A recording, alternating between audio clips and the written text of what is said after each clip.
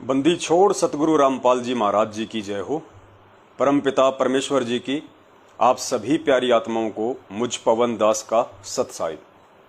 पुण्यात्माओं, दया परमपिता परमेश्वर सतगुरु रामपाल जी महाराज जी की, जिन्होंने एक बार पुनः आप और हम सभी भाई बहनों को सोशल मीडिया पे, फेसबुक पर लाइव साध संगति के माध्यम से एकत्रित होने का मौका दिया। ये उस बंदी छोड़ की इस कलयुग की बिचली पीढ़ी में आप और हम सभी आत्माओं पे विशेष रूप से उनकी दया है, उनकी मेहर है, उनकी कृपा है। और हम सभी चाहेंगे कि परमेश्वर अपनी ये दया हम पे सदा ही बनाए रखें, क्योंकि बिना उस परमेश्वर की मेहर और दया के हमारा बेड़ा पार होना बड़ा ही मुश्किल है। तो हमने हर स्थिति में उस परमेश्वर का अनुग्रह प्राप्त करना चाहिए, और परमेश्वर का अनुग्रह प्राप्त करने के लिए हमने उसके कृपा पात्र बने रहना बहुत ज़्यादा आवश्यक है। और उनके कृपा पात्र इस कलयुग की बिचली पीढ़ी में किसी की चापलूसी करके, किसी की चप्पल चाट के, किसी के तलवे चाट के, दो की चार करके, निंदा चुगली करके बिल्कुल नहीं कर सकते हैं। उसके लिए हमने उनके द्वारा बताए गए तत्व ज्ञान को आधार बनाना पड़ेगा। उस तत्व ज्ञान के आधार से ही परमेश्वर हमारे को सतलोक का रास्ता दिखा सकते हैं। यदि हमने गलती से, अनजाने में, नासमझी में उस पूर्ण परमेश्वर का जो कलयुगी परिवार होता है, जो इस कलयुग की बिचली पीढ़ी में परमात्मा एक भूमिका करते हैं, एक पिता की, बाप की, बेटे की, रिश्तेदारों की, ज्ञान आधार से हमें अपनी परख करवाने के लिए कि मेरे बच्चे मुझे पहचानेंगे या नहीं पहचानेंगे, या मैं किसी कमल के फूल पे प्रकट होऊंगा तभी लोग मुझे कबीर परमात्मा मानेंगे, या मेरे बच्चे मेरी समर्थता से परिचित हैं कि परमेश्वर जो चाहे सो कर सकता है, भरम पड़ो मत कोई, सेऊ धड़ पर शीश चढ़ाया पाछे करो रसोई। परमात्मा गर्भ वाली लीला भी कर सकते हैं, दुनिया को धोखा देने के लिए, काल भगवान से आंख में चोली करने के लिए, लेकिन उनके जो अपने बच्चे होंगे, जो हीरे मोती लाल होंगे, जिनके लिए परमेश्वर इस कलयुग की बिचली पीढ़ी में यहाँ आते हैं, उस परमेश्वर को ये पूर्णतया विश्वास होता है कि मेरे वो हीरे मोती लाल, जिनके लिए मैं अपना ये सतलोक छोड़ के कुछ समय के लिए उस गंदे लोक में जा रहा हूँ, वो आत्माएं मुझे जरूर पहचान लेंगी, चाहे मैं कैसा भी रोल करूं, चाहे मैं कैसी भी भूमिका करूं। अभी हमारे एक भगत भाई का सवाल था, और उन्होंने कहा कि भगत जी, यदि सतगुरु रामपाल जी महाराज जी ही पूर्ण परमेश्वर हैं, पूर्ण परमात्मा हैं, तो जाहिर सी बात है भगत जी सतलोक में भी यही परमात्मा बैठे होंगे, इसमें तो कोई दो राय नहीं है। तो भगत जी, फिर हम लोग कौन से भाव से उन्हें अपना परमात्मा माने? सतलोक वाले भाव से माने, क्योंकि सतलोक में तो हमने सुना है कि परमात्मा की दाढ़ी मूछ है, और यहाँ जो अब आए हुए हैं परमात्मा 8 सितंबर 1951 के दिन गांव धनाना, जिला सोनीपत, हरियाणा में प्रकट होके, तो यहाँ तो ना परमेश्वर की दाढ़ी है, ना मूछ है, बिल्कुल एकदम क्लीन शेव है। तो हम कैसे भगत जी ये पहचान करें कि ये वही परमात्मा है जो सतलोक में बैठा है? तो दास ने उसको समझा है कि भाई, परमात्मा की पहचान उसकी दाढ़ी मूछ से नहीं होती है, परमात्मा की पहचान उसके रंग रूप से नहीं होती है, परमेश्वर की पहचान उसकी समर्थता से, उसके गुणों से, उसके ज्ञान से होती है। और एक छोटी सी एक कहानी है जो परमेश्वर ने हमें सत्संगों में बताई थी। दास उस कहानी के माध्यम से आप जियों को समझाना चाहेगा कि हमारा जो ये भ्रम है कि क्या संत रामपाल जी महाराज जी वही परमात्मा है जो सतलोक में बैठे हुए हैं, जो वहां बैठ के सारे ब्रह्मांडों का संचालन कर रहे हैं, क्या ये वही परमात्मा है? तो पुण्यात्माओं, इस भ्रम को और इस धोखे से बाहर केवल हम पूज्य गुरुदेव जी के ज्ञान को आधार बना के ही निकल सकते हैं। दूसरा दुनिया में कोई रास्ता नहीं है। उसके लिए आपने छोटी सी एक कहानी सुननी पड़ेगी जो गुरुदेव ने किसी सत्संग में सुनाई थी। बहुत ही दुर्लभ है, वो सत्संग पता नहीं मिल ही नहीं रहा अब कहाँ है, लेकिन एक बार परमात्मा ने दास के कानों में डाला था तो दास को याद हो गई उन्हीं की आशीर्वाद से। तो गुरुदेव ने शायद वो सत्संग दास को इसीलिए सुनाया था कि ऐसा भी कोई सवाल संगत में आएगा कि लोग मेरी पहचान को लेके भी भ्रम में पड़ जाएंगे। हालांकि मैं उन्हें बार बार समझाऊंगा, और मैं उन्हें बार बार कहूंगा वेदों से दिखा के, सूक्ष्म वेद से दिखा के। 650 साल पहले जब मैं आया था तो मैंने धर्मदास जी को मैंने किस प्रकार से समझाया, सारे एग्जाम्पल मैं दूंगा संगत में, लेकिन फिर भी बहुत सारी शंकाएं, बहुत सारी भ्रमणाएं ये काल पैदा कर देता है। तो उसके लिए फिर परमात्मा ने अपने इन सत्संगों को ही एकमात्र सहारा चुना कि मेरे बच्चे मेरे मुख कमल से जो है सत्संग सुन सुन के और वो दृढ़ हो जाएंगे।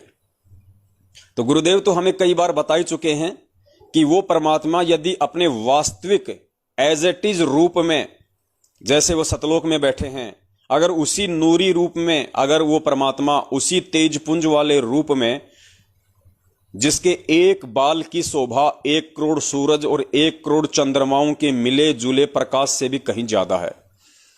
तो पुण्यात्माओं, मानवीय शरीर पे 3.5 करोड़ रोमकूप होते हैं, 3.5 करोड़ बाल होते हैं एक व्यक्ति के शरीर पे। और जिस परमात्मा के एक बाल में इतनी रोशनी है, इतना तेज है, इतना नूर है एक बाल में, ये जो पृथ्वी लोक का जो हम सूरज देखते हैं, जो चांद देखते हैं, जो एक सूरज की रोशनी गर्मी के टाइम में दिन के 12 बजे हमसे सहन नहीं होती, उस परमेश्वर के एक बाल में इतना तेज है, नूर है, प्रकाश है, जितना 1 करोड़ सूरज और 1 करोड़ चांद, उससे कहीं ज्यादा। तो 3.5 करोड़ रोमकूप की उन बालों की कितनी शोभा होगी, कितना तेज होगा, कितना नूर होगा। तो वो हम अपने इन जो ये आंखें जो है हमारी जो हैं, जिनको चरम दृष्टि कहते हैं, इनसे हम नहीं देख सकते, इम्पॉसिबल किसी भी तरह से। उसको आभास करने के लिए, उसको देखने के लिए हमारी को दिव्य दृष्टि चाहिए, उस परमात्मा की पावर चाहिए, शक्ति चाहिए। तो मालिक को पता था कि अगर मैं मेरे इस वास्तविक रूप में वहां पे जाऊंगा तो मुझे कोई देख ही नहीं पाएगा, और जब मुझे कोई देख ही नहीं पाएगा तो मेरा ज्ञान कैसे समझेगा, मुझ पे विश्वास कैसे करेगा, मुझे तो भूत मान लेगा, मुझे तो प्रेत मान लेगा। क्योंकि काल ने ऐसी भ्रमणाएं फैलाई रखी हैं, दुनिया भर के लोगों में प्रेत आते रहते हैं, भूत आते रहते हैं, पित्र आते रहते हैं, ऐसे ही डांस करवाते हैं, तो सोच लेंगे कि ये भी कोई भूत है, कोई प्रेत है। इसलिए परमात्मा ने अपने उस तेज पुंज वाले शरीर को बहुत ज्यादा हल्का करके और एक मानव के जैसी उस परमात्मा ने भूमिका करनी पड़ती है, एक मानवीय शरीर उस परमात्मा ने धारण करना पड़ता है, हल्का करके जैसे आप और हमारा है, ताकि हम उस परमेश्वर को देख सकें, महसूस कर सकें, हम उनसे बात कर सकें, ताकि वो परमात्मा हमें अपना ज्ञान सुना सके, अपने ज्ञान का प्रचार कर सके। इसलिए उस परमात्मा को मजबूरीवश एक हल्का मानवीय शरीर धारण करना पड़ता है, आप और हमारे जैसा, हमें ज्ञान समझाने के लिए। इसलिए वो परमात्मा मानव शरीर में आता है। तो हमने उस परमात्मा के उस हल्के मानव शरीर को, उस हल्के तेजपुंज वाले शरीर को उनके ज्ञान आधार से ही समझना पड़ेगा। उसी के लिए परमात्मा ने कभी कभार अपने सत्संग में वो कहानी सुनाई थी, भील वाली। उस कहानी से पुण्यात्माओं आपके समझ में आएगा कि हमने उस परमात्मा को कैसे पहचानना है। तो हम कहीं धोखा ना खा जाएं, कोई भी काल का एजेंट हमारे को भ्रमित ना कर दे। इसलिए हमने सत्संगों को ही एकमात्र सहारा बनाना पड़ेगा। सत्संगों के अलावा कोई भी चीज इस दुनिया में हमारा सद्मार्ग नहीं कर सकती, बाकी हमें भटकाएंगे, भ्रमित करेंगे। केवल परमात्मा का सत्संग ही एकमात्र सहारा है, आज वर्तमान में भी और उनके सतलोक गमन के बाद भी। तो हमने हर स्थिति में परमात्मा के सत्संगों को ही आधार बनाना है। कोई व्यक्ति यदि उस परमेश्वर के आड़ में या उस परमेश्वर का नाम लेके आपको कोई आदेश देता है, कोई फरमान सुनाता है या कोई बातें बताता है, तो सुनने में कोई हर्ज नहीं है, क्योंकि परमेश्वर की चर्चा है, सबको सुननी चाहिए। परमेश्वर की चर्चा सुनने से भी पुण्य प्राप्त होता है। गुरुदेव कहते हैं, एक ने कही दूजे ने मानी, कहे कबीर वो दोनों ज्ञानी। लेकिन ऐसे नहीं मान लेना, जैसे वो बता रहा वैसे ही मान लिया। उसकी कही गई बातों को यदि हमने गुरुदेव के सत्संग सुने होंगे और यदि हमने ध्यान से गुरुदेव के सत्संग सुने होंगे, तो सामने वाला व्यक्ति जो गुरुदेव के विषय में बातचीत कर रहा है, ऑटोमेटिक हमारा जो सिस्टम है, ऑटोमेटिक उन चीजों का नीर और खीर का निबेरा करता रहेगा, उसको फिल्टर करता रहेगा कि जो जो शब्द ये निकाल रहा है उसमें से कितना सही है, कितना गलत है। यही तत्व ज्ञान होता है, यही नीर खीर का निबेरा होता है। ऐसा नहीं है कि मैं घर पे जाके देखूंगा कि क्या सही है क्या गलत है, गुरुजी ने इस पुस्तक में कहां लिखा हुआ, वो नहीं। इसका मतलब उस आदमी ने अभी सत्संग नहीं सुने, और सुने हैं तो इस कान से सुने, इस कान से निकाल दिए। वरना जिस भगत ने ध्यान से परमेश्वर के सत्संगों को श्रवण किया होगा, सुना होगा, और उसके सामने यदि कोई चर्चा चलेगी, ऑटोमेटिक फिल्ट्रेशन होता रहेगा, वो उधर से शब्द निकालेगा, इधर से परमेश्वर फिल्टर करता रहेगा उस भगत के माध्यम से कि ये कितना सही बोल रहा है, कितना गलत बोल रहा है, तुरंत आप उसको बीच में टोक दोगे। तो परमेश्वर ने इसीलिए वो भील वाली कहानी सुनाई थी कि मेरे बच्चे, जब मैं इस पृथ्वी लोक पे उनको ज्ञान देने के लिए प्रकट होऊंगा अपने तेज पुंज वाले शरीर को हल्का करके, तो मेरे बच्चे मुझे पहचान लेंगे। पुण्यात्माओं, कहानी को ध्यान से सुनिए और कहीं भी हम धोखा ना खा जाएं, इसीलिए परमात्मा ने ये साध संगति के प्रोग्राम रखवाए हैं। इसमें ना मुझ पवनदास का कोई श्रेय है, ना इसमें आप लोगों का कोई श्रेय है, कुछ नहीं है। मालिक का ज्ञान है, परमेश्वर का दिया हुआ तत्व ज्ञान है। हम उस परमेश्वर के बच्चे हैं, तो बच्चा तो बाप की ही महिमा का गुणगान करेगा। बच्चा किसी पड़ोसी की महिमा का गुणगान थोड़े करेगा, फिर वो उस बाप का बेटा कहां हुआ? वो तो पड़ोसी का गुलाम हो गया, चापलूस हो गया। तो हमारे बाप के सत्संग हमारे बाप ने हमारे लिए किए, हमारे लिए हमारा बाप आया, तो हमारी क्या जिम्मेदारी बनती है? हमारे बाप के किए गए सत्संगों को, ज्ञान को आगे प्रचार करना, लोगों को समझाना, दुनिया वालों को बताना, ये आप और हमारी अहम जिम्मेदारी बनती है। अब वो जिम्मेदारी आप चाहे ज्ञान प्रचार के माध्यम से निभाओ, चाहे आप साध संगति के माध्यम से निभाओ, किसी भी तरीके से आप निभाओ। तो पुण्यात्माओं, ध्यान से सुनिए वो भील वाली कहानी, उससे आपका एक कंसेप्ट क्लियर हो जाएगा कि किस प्रकार वो परमात्मा अपने तेज पुंज वाले शरीर को हल्का करके आज हमारे सामने 8 सितंबर 1951 से गांव धनाना, जिला सोनीपत, हरियाणा की पावन भूमि पे प्रकट हुए हैं। पावन भूमि इसलिए कहा जाता है क्योंकि परमात्मा जिस जगह पे आते हैं, इस पृथ्वी के जिस कोने में, जिस देश में वो परमेश्वर आते हैं, सौभाग्य होता है वहां के लोगों का, उस पृथ्वी के उस जगह पे रहने वाले लोगों का सौभाग्य होता है कि वो परमेश्वर उनके लिए वहां आए। इसलिए उस धरती को भी धन्य बताया गया है। धन जननी, धन भूमि, धन धन नगरी, धन देश, ये परमेश्वर की वाणी है आदरणीय गरीबदास जी महाराज जी की। तो परमेश्वर ने हमें क्या बताया अपनी पहचान करवाने के लिए? गुरुदेव ने बताया कि एक समय एक राजा था, बहुत ही ज्यादा संपन्न राजा था। राजा का एक बेटा था लगभग 9 या 10 वर्ष का, और राजा का बेटा अपने साथियों के साथ में खेलने के लिए बाहर चला जाया करता था।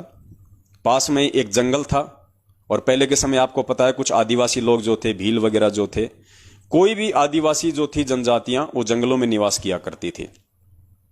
तो राजा का लड़का एक दिन अपने साथियों के साथ खेलता खेलता जंगल में ज्यादा दूर चला गया। तो उधर से कुछ भील थे, उन भीलों ने देखा और भीलों ने उस राजा के लड़के को पकड़ लिया। बाकी जो साथी थे वो वहां से भाग लिए अपनी जान बचा के। राजा का लड़का नहीं भाग पाया, या भागने की कोशिश की होगी, लेकिन वो भीलों के हाथ आ गया। तो भीलों ने उसे पकड़ा और अपने राजा के पास ले गए। उनका जो सरदार होता था, और ज्यादा जंगल में चले गए जहां उनकी बस्तियां होती थी। तो भीलों के राजा ने, भीलों के सरदार ने देखा कि लड़का बहुत ही ज्यादा सुंदर है, और उनके वहां पे एक परंपरा हुआ करती थी। अब दास जो भील शब्द का यूज कर रहा है, तो कोई भील जो समाज के लोग हैं, भील जो जाति के लोग हैं, वो ये ना सोचें कि भाई ये हमारे जो है ये पूर्वजों के विषय में बोल रहा है। एक आधे भगत का दास के पास फोन आया था पहले भी, क्योंकि परमात्मा ने पहले भी इस कहानी का जिक्र करवाया था। तो उसने कहा कि भगत जी, आपने ये कहा कि भील लोग थे ऐसे, वो बलि दिया करते थे, हमारे पूर्वज ने तो ऐसा नहीं किया कभी। अरे भैया, भील से समझो आदिवासी लोग, क्योंकि भील जनजाति के लोग पहले जंगलों में रहा करते थे, उनको आदिवासी कहा जाता था। ठीक है, तो आप लोग अपने ऊपर ना लेना कि ये हम हमारे लिए कह रहे हैं। वर्तमान में जो भील जाति है उनके लिए मैं नहीं कह रहा, पहले तो हम लोग भी ऐसे थे। हम कौन से जो है मतलब मास्टरमाइंड थे, हमारे पूर्वज भी तो ऐसे थे, आदिवासी टाइप ही थे। ये तो धीरे धीरे परमेश्वर ने दया की, इस कलयुग में टेक्नोलॉजी दी, शिक्षा दी, तो लोगों को थोड़ा बहुत कोई स्तर सुधरा है, वरना सभी आदिवासी थे। हम आदिवासी ही थे। हम चाहे कितने ज्यादा टेक्नोलॉजी युक्त बन जाएं, कि हमने कितने हेलीकॉप्टर बना लिए, एरोप्लेन बना लिए, अगर हमारे को उस परमेश्वर के विषय में ज्ञान नहीं है, तो पूरी दुनिया आदिवासी है। 21वीं सदी की टेक्नोलॉजी युक्त दुनिया भी तब तक आदिवासी है जब तक उसको परमेश्वर के विषय में जानकारी नहीं होगी। क्योंकि इस मानव शरीर का मुख्य मकसद, मुख्य ध्येय केवल यही होता है कि उस परमेश्वर की जानकारी और परमेश्वर की भक्ति करके यहां से अपना आत्म कल्याण करवाना। और उसकी जानकारी के बिना पूरी दुनिया आदिवासी है। अब उसमें साइंटिस्ट भी आ गए, उसमें राष्ट्रपति और प्रधानमंत्री भी आ गए, उसमें सब आ गए। तो भीलों के सरदार ने सोचा कि भाई लड़का बहुत सुंदर है, और उनकी एक परंपरा थी, उनकी देवी थी, उसको वो लोग बलि चढ़ाया करते थे जब भी उसका त्योहार आता था, कि देवी खुश होगी, ऐसी उनकी अपनी धारणा थी। तो उन्होंने उस लड़के को सकुशल, जैसी भी उनकी व्यवस्था थी, वहां उन्होंने उसको कैद कर दिया और एक व्यक्ति को उसकी देखभाल के लिए छोड़ दिया कि लड़का कहीं भग ना जाए और किसी प्रकार का कोई नुकसान न हो जाए इस लड़के को। उधर से राजा को मालूम पड़ा कि मेरे बच्चे को तो इस तरीके से आदिवासी लोग ले गए उठा के। राजा बड़ा चिंतित हुआ। राजा समझदार था। राजा ने अपने मंत्रियों से सलाह वगैरह की तो काफी लोगों ने बहुत तरीके से उनका मार्गदर्शन किया। अंत में राजा को समझ में आया कि मैं किस प्रकार से अपने बच्चे की जान उन आदिवासियों से, उस भील से छुड़वा कर ला सकता हूं। मैं मेरे बच्चे को सकुशल यहां लेके आ सकता हूं। तो पुण्यात्माओं, अब आप जी थोड़ा सा समांतर रूप से इसका विश्लेषण करना। वो जो आदिवासी था उनको समझना आप काल भगवान, वो आदिवासी आप जी काल भगवान को समझना, और वो राजा समझना आप उस कबीर परमेश्वर को, और जो बच्चा उसकी पकड़ में आ गया था वो हम सतलोक की आत्माएं हैं, जो हम उस ज्योति निरंजन के साथ में खेलते खेलते उसके चक्कर में आ गए थे वहां पे, और परमात्मा से दूर निकल गए थे हम। और फिर इस भील रूपी निरंजन ने हमारे को पकड़ के कैद कर लिया, हमारी बलि चढ़ाने के लिए, गधा कुत्ता सूअर बनाने के लिए। तो फिर उस राजा को तो टेंशन होनी थी, बाप को तो चिंता होगी जब उसका बच्चा उसके हाथ से छूट गया। तो बाप बड़ा चिंतित हुआ, राजा बड़ा चिंतित हुआ। उसने सलाह मंत्रणा की। तो अंत में राजा ने डिसीजन लिया कि जितना जल्दी हो सके, राजा को मालूम पड़ा कि उनकी जो देवी का त्योहार है वो लगभग 1 महीना है उसका। तो राजा ने कुछ ऐसे लोगों को बुलाया जो लोग भीलों की भाषा जानते थे, आदिवासियों की भाषा जानते थे। तो राजा ने कहा कि मेरे पास समय नहीं है, 1 महीने का समय है, 1 महीने के अंदर अंदर आप मुझे आदिवासियों की भाषा समझाओ जितनी मुझे जरूरी है, जिससे मेरा काम निकल जाए। तो उन्होंने ऐसा ही किया। भाषाओं के जानकार लोगों ने राजा को 1 महीने में पूरी तरह से परिपूर्ण कर दिया भीलों की भाषा के लिए। राजा भाषा बोलने लग गया आदिवासियों वाली। अब राजा अगर अपने वास्तविक रूप में उन भीलों के सामने जाए, उन आदिवासियों के सामने जाए अपने बच्चे को छुड़वाने के लिए, पुण्यात्माओं, इसके 2 सबसे बड़े नुकसान थे। इसके सबसे बड़े नुकसान 2 थे। राजा को मालूम था, राजा समझदार था। राजा ने बड़ी सूझबूझ से काम लिया। सबसे पहले तो उसने भाषा सीखी। उसके बाद में राजा ने वैसा ही गेटअप बनाया जैसा कि आदिवासियों का था।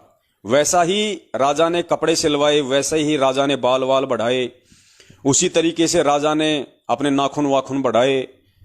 मतलब जैसे भील लोग जो रहा करते थे पहले, जो आदिवासी लोग जो थे टाइम पे नहाया नहीं करते थे, गंदे संदे रहा करते थे, ऐसे ही उनके वस्त्र होते थे, ऐसे ही बड़े बड़े बाल, पता नहीं क्या क्या चित्रकारियां रखते थे, हाथी के दांत वगैरह यहां लगा के, मतलब टोटल जो हार श्रृंगार था उन आदिवासी लोगों का वैसा राजा ने बनाया।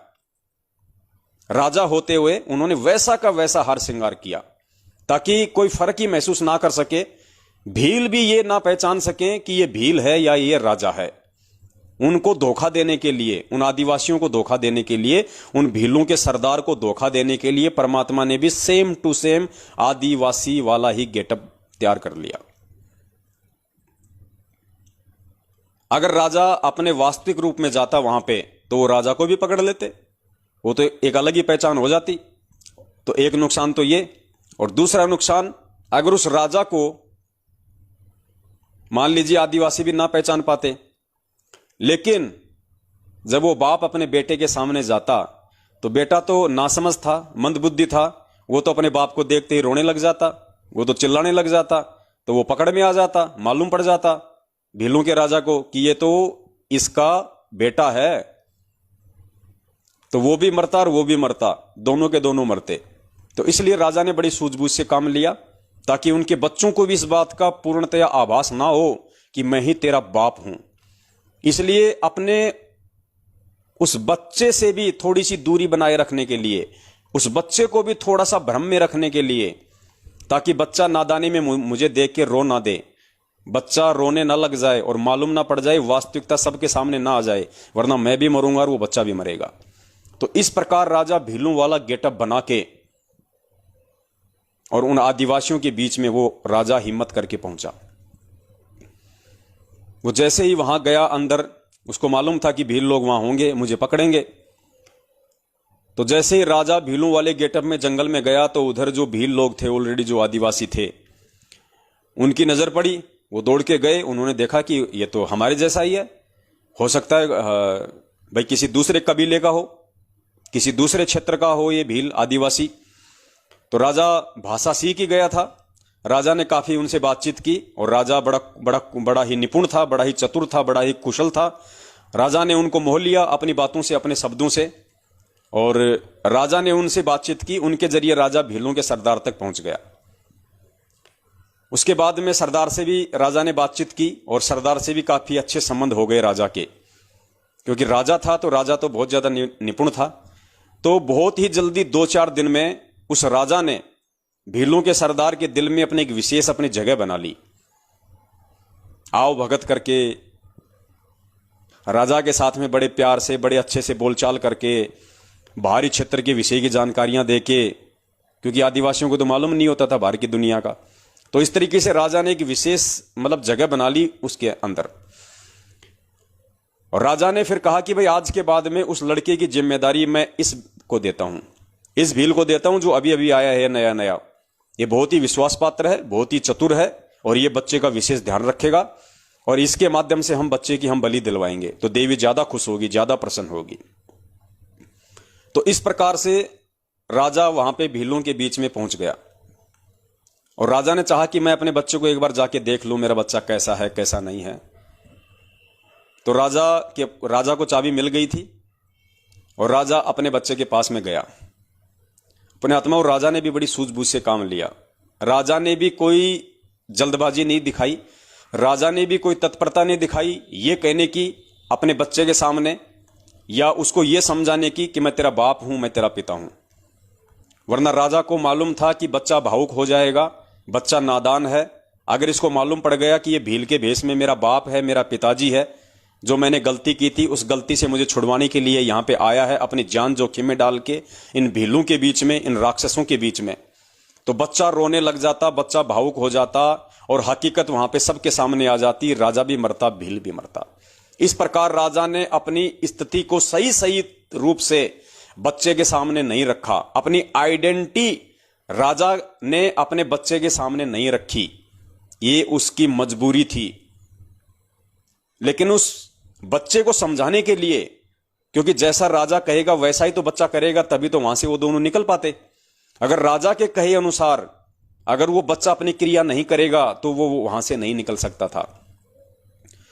तो राजा ने बड़ी सूझबूझ से काम लिया। राजा ने उस बच्चे से कहा कि बेटा देख, तू मुझे इन बाकी भीलों की तरह भील मत समझ लेना, कहीं तू भी ये समझे कि मैं भी इनकी तरह जो निर्दयी हूं या मैं भी तेरे को मारना चाहता हूं। बेटा ऐसा नहीं है, बेटा मैं हूं तो भील, हूं तो मैं आदिवासी, लेकिन बेटा मैं तेरे पिताजी को जानता हूं और मुझे तेरे पिताजी ने ही यहां पे भेजा है, बहुत ही सूझबूझ से तेरे को यहां से बाहर निकालने के लिए। और देख, किसी से कुछ नहीं कहना, कोई जिक्र मत करना, और अगर तुझे यहां से बाहर निकलना है, तुझे अगर यहां से जाना है, तो बेटा मेरी प्रत्येक बात को मानना, मैं जैसा कहूं तुझे वैसा ही करना है, दूसरे किसी की बात पे यकीन नहीं करना, तो हम दोनों यहां से सकुशल बाहर निकल सकते हैं। मेरी एक योजना है, वो योजना मैं तेरे को बता रहा हूं। तो बेटे ने कहा कि जी ठीक है, अगर आपकी यही योजना है और आप चाहते हो कि मैं यहां से बाहर निकलूं, और आप मेरे पिताजी के भी जानकार हो, आप उनको जानते हो और मेरे पिताजी ने ही आपको यहां भेजा है, तो जी कोई दिक्कत नहीं, जैसा आप कहोगी मैं वैसा ही करूंगा। मैं किसी और की बातों में नहीं आऊंगा। कोई चाहे मुझे कितना ही भ्रमित करे, कोई चाहे मुझे कितने पीले पर्चे डाले, कोई चाहे मुझे कितनी फर्जी ऑडियो सुनाए, मैं जब तक आपके मुख कमल से नहीं सुन लूंगा, आपके आमने सामने बात नहीं सुन लूंगा, तब तक मैं किसी पे यकीन नहीं करूंगा। कोई आपकी ऑडियो रिकॉर्ड करके मुझे सुना दे तो भी मैं किसी पे यकीन नहीं करूंगा। बच्चा इतना समझदार था, और इतना समझदार होगा तभी वो वहां से निकल सकता था। और उस राजा ने बच्चे को वास्तविकता नहीं बताई कि मैं ही तेरा बाप हूं, और ना ही अपना रूप भील वाला उतार के उसको दिखाया, वरना बच्चा नादान था, राजा को पता था सारा खेल बिगड़ जाएगा।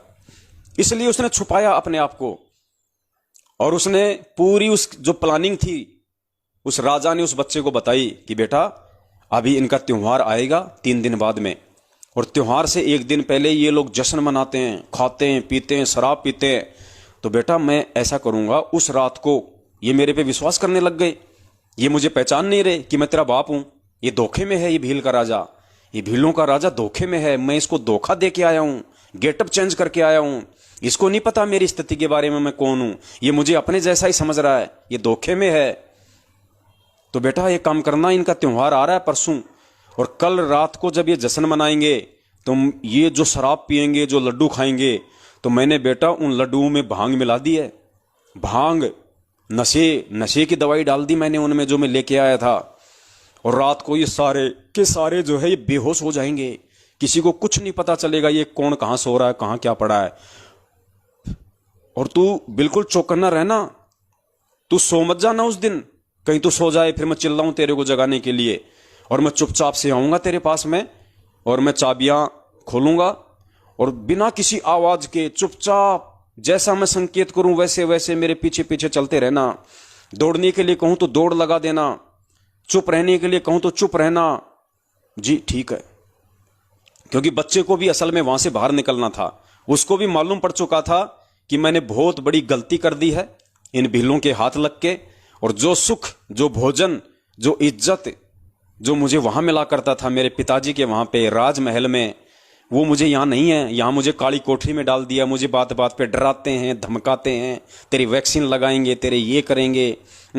कोई भी आता है मुझे गालियां निकाल देता है, कोई भी आता है मुझे समय पे खाने को नहीं देते, कोई भी आता है मेरी पिटाई कर देता है, तुझे मारेंगे, तुझे काटेंगे। तो बच्चा भी डरा हुआ था। बच्चे को भी मालूम पड़ गया कि तेरे बाप के घर में क्या सुख थे, और यहां इस भील के हाथ लगने के बाद तेरे साथ क्या हो रहा है। तो बच्चे ने वैसा ही किया। और जैसे उनका त्योहार आया, उस दिन उस राजा ने अपनी प्लानिंग के तहत उनके लड्डुओं में भांग मिला दी। जो शराब थी उसमें कुछ ऐसी चीज मिला दी जिससे कि सब पिए, सब बेहोश हो जाएं। तो घंटे 2 घंटे बाद में सबको नींद के लटके आने लग गए, सब बेहोश हो गए, सब गिर गए। राजा तुरंत गया, राजा ने चाबी खोली, बच्चे को बाहर निकाला, तुरंत बच्चे का हाथ पकड़ के और उसको वहां से ले गया, और कहा कि बेटा रुकना नहीं, 2-3 घंटे, जब तक हमारा जंगल का सफर पूरा नहीं हो जाता तब तक बेटा रुकना नहीं है, चुपचाप रहना, किसी को कुछ मत बताना। यानी जब तक बाप हमारे को त्रिकुटी तक नहीं ले गया, जब तक बाप हमारे को भंवर गुफा तक नहीं ले गया, जब तक बाप ने 12वां द्वार पार नहीं कर दिया, तब तक भी उस भील ने जब तक जंगल पार नहीं कर दिया पूरा, और जब तक वो राजा अपनी सीमा में नहीं घुस गया, तब तक उस राजा ने उस बच्चे को कुछ भी नहीं बताया कि मैं कौन हूं। कुछ नहीं बताया उसने।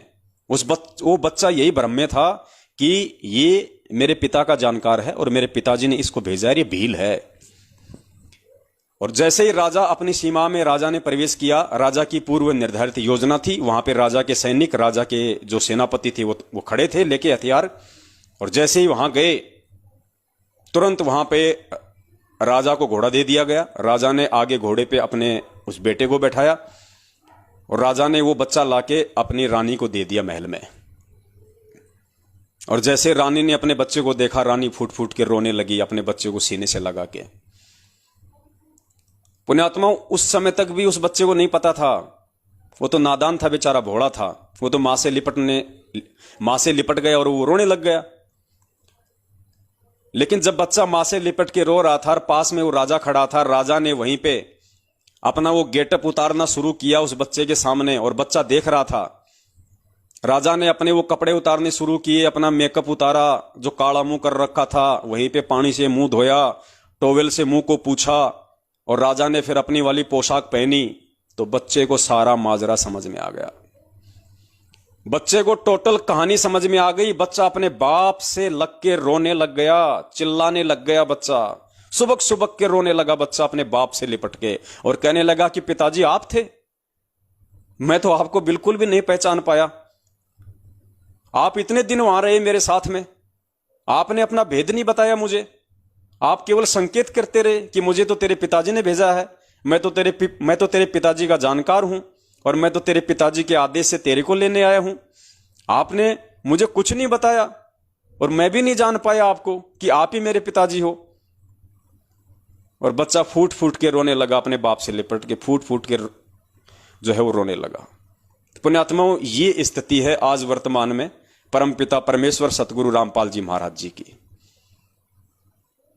इस प्रकार से वो कबीर परमात्मा आज आप और हमारे लिए इस पृथ्वी लोक पे वो सारे कष्ट, वो सारे दुख उठा रहा है परमात्मा।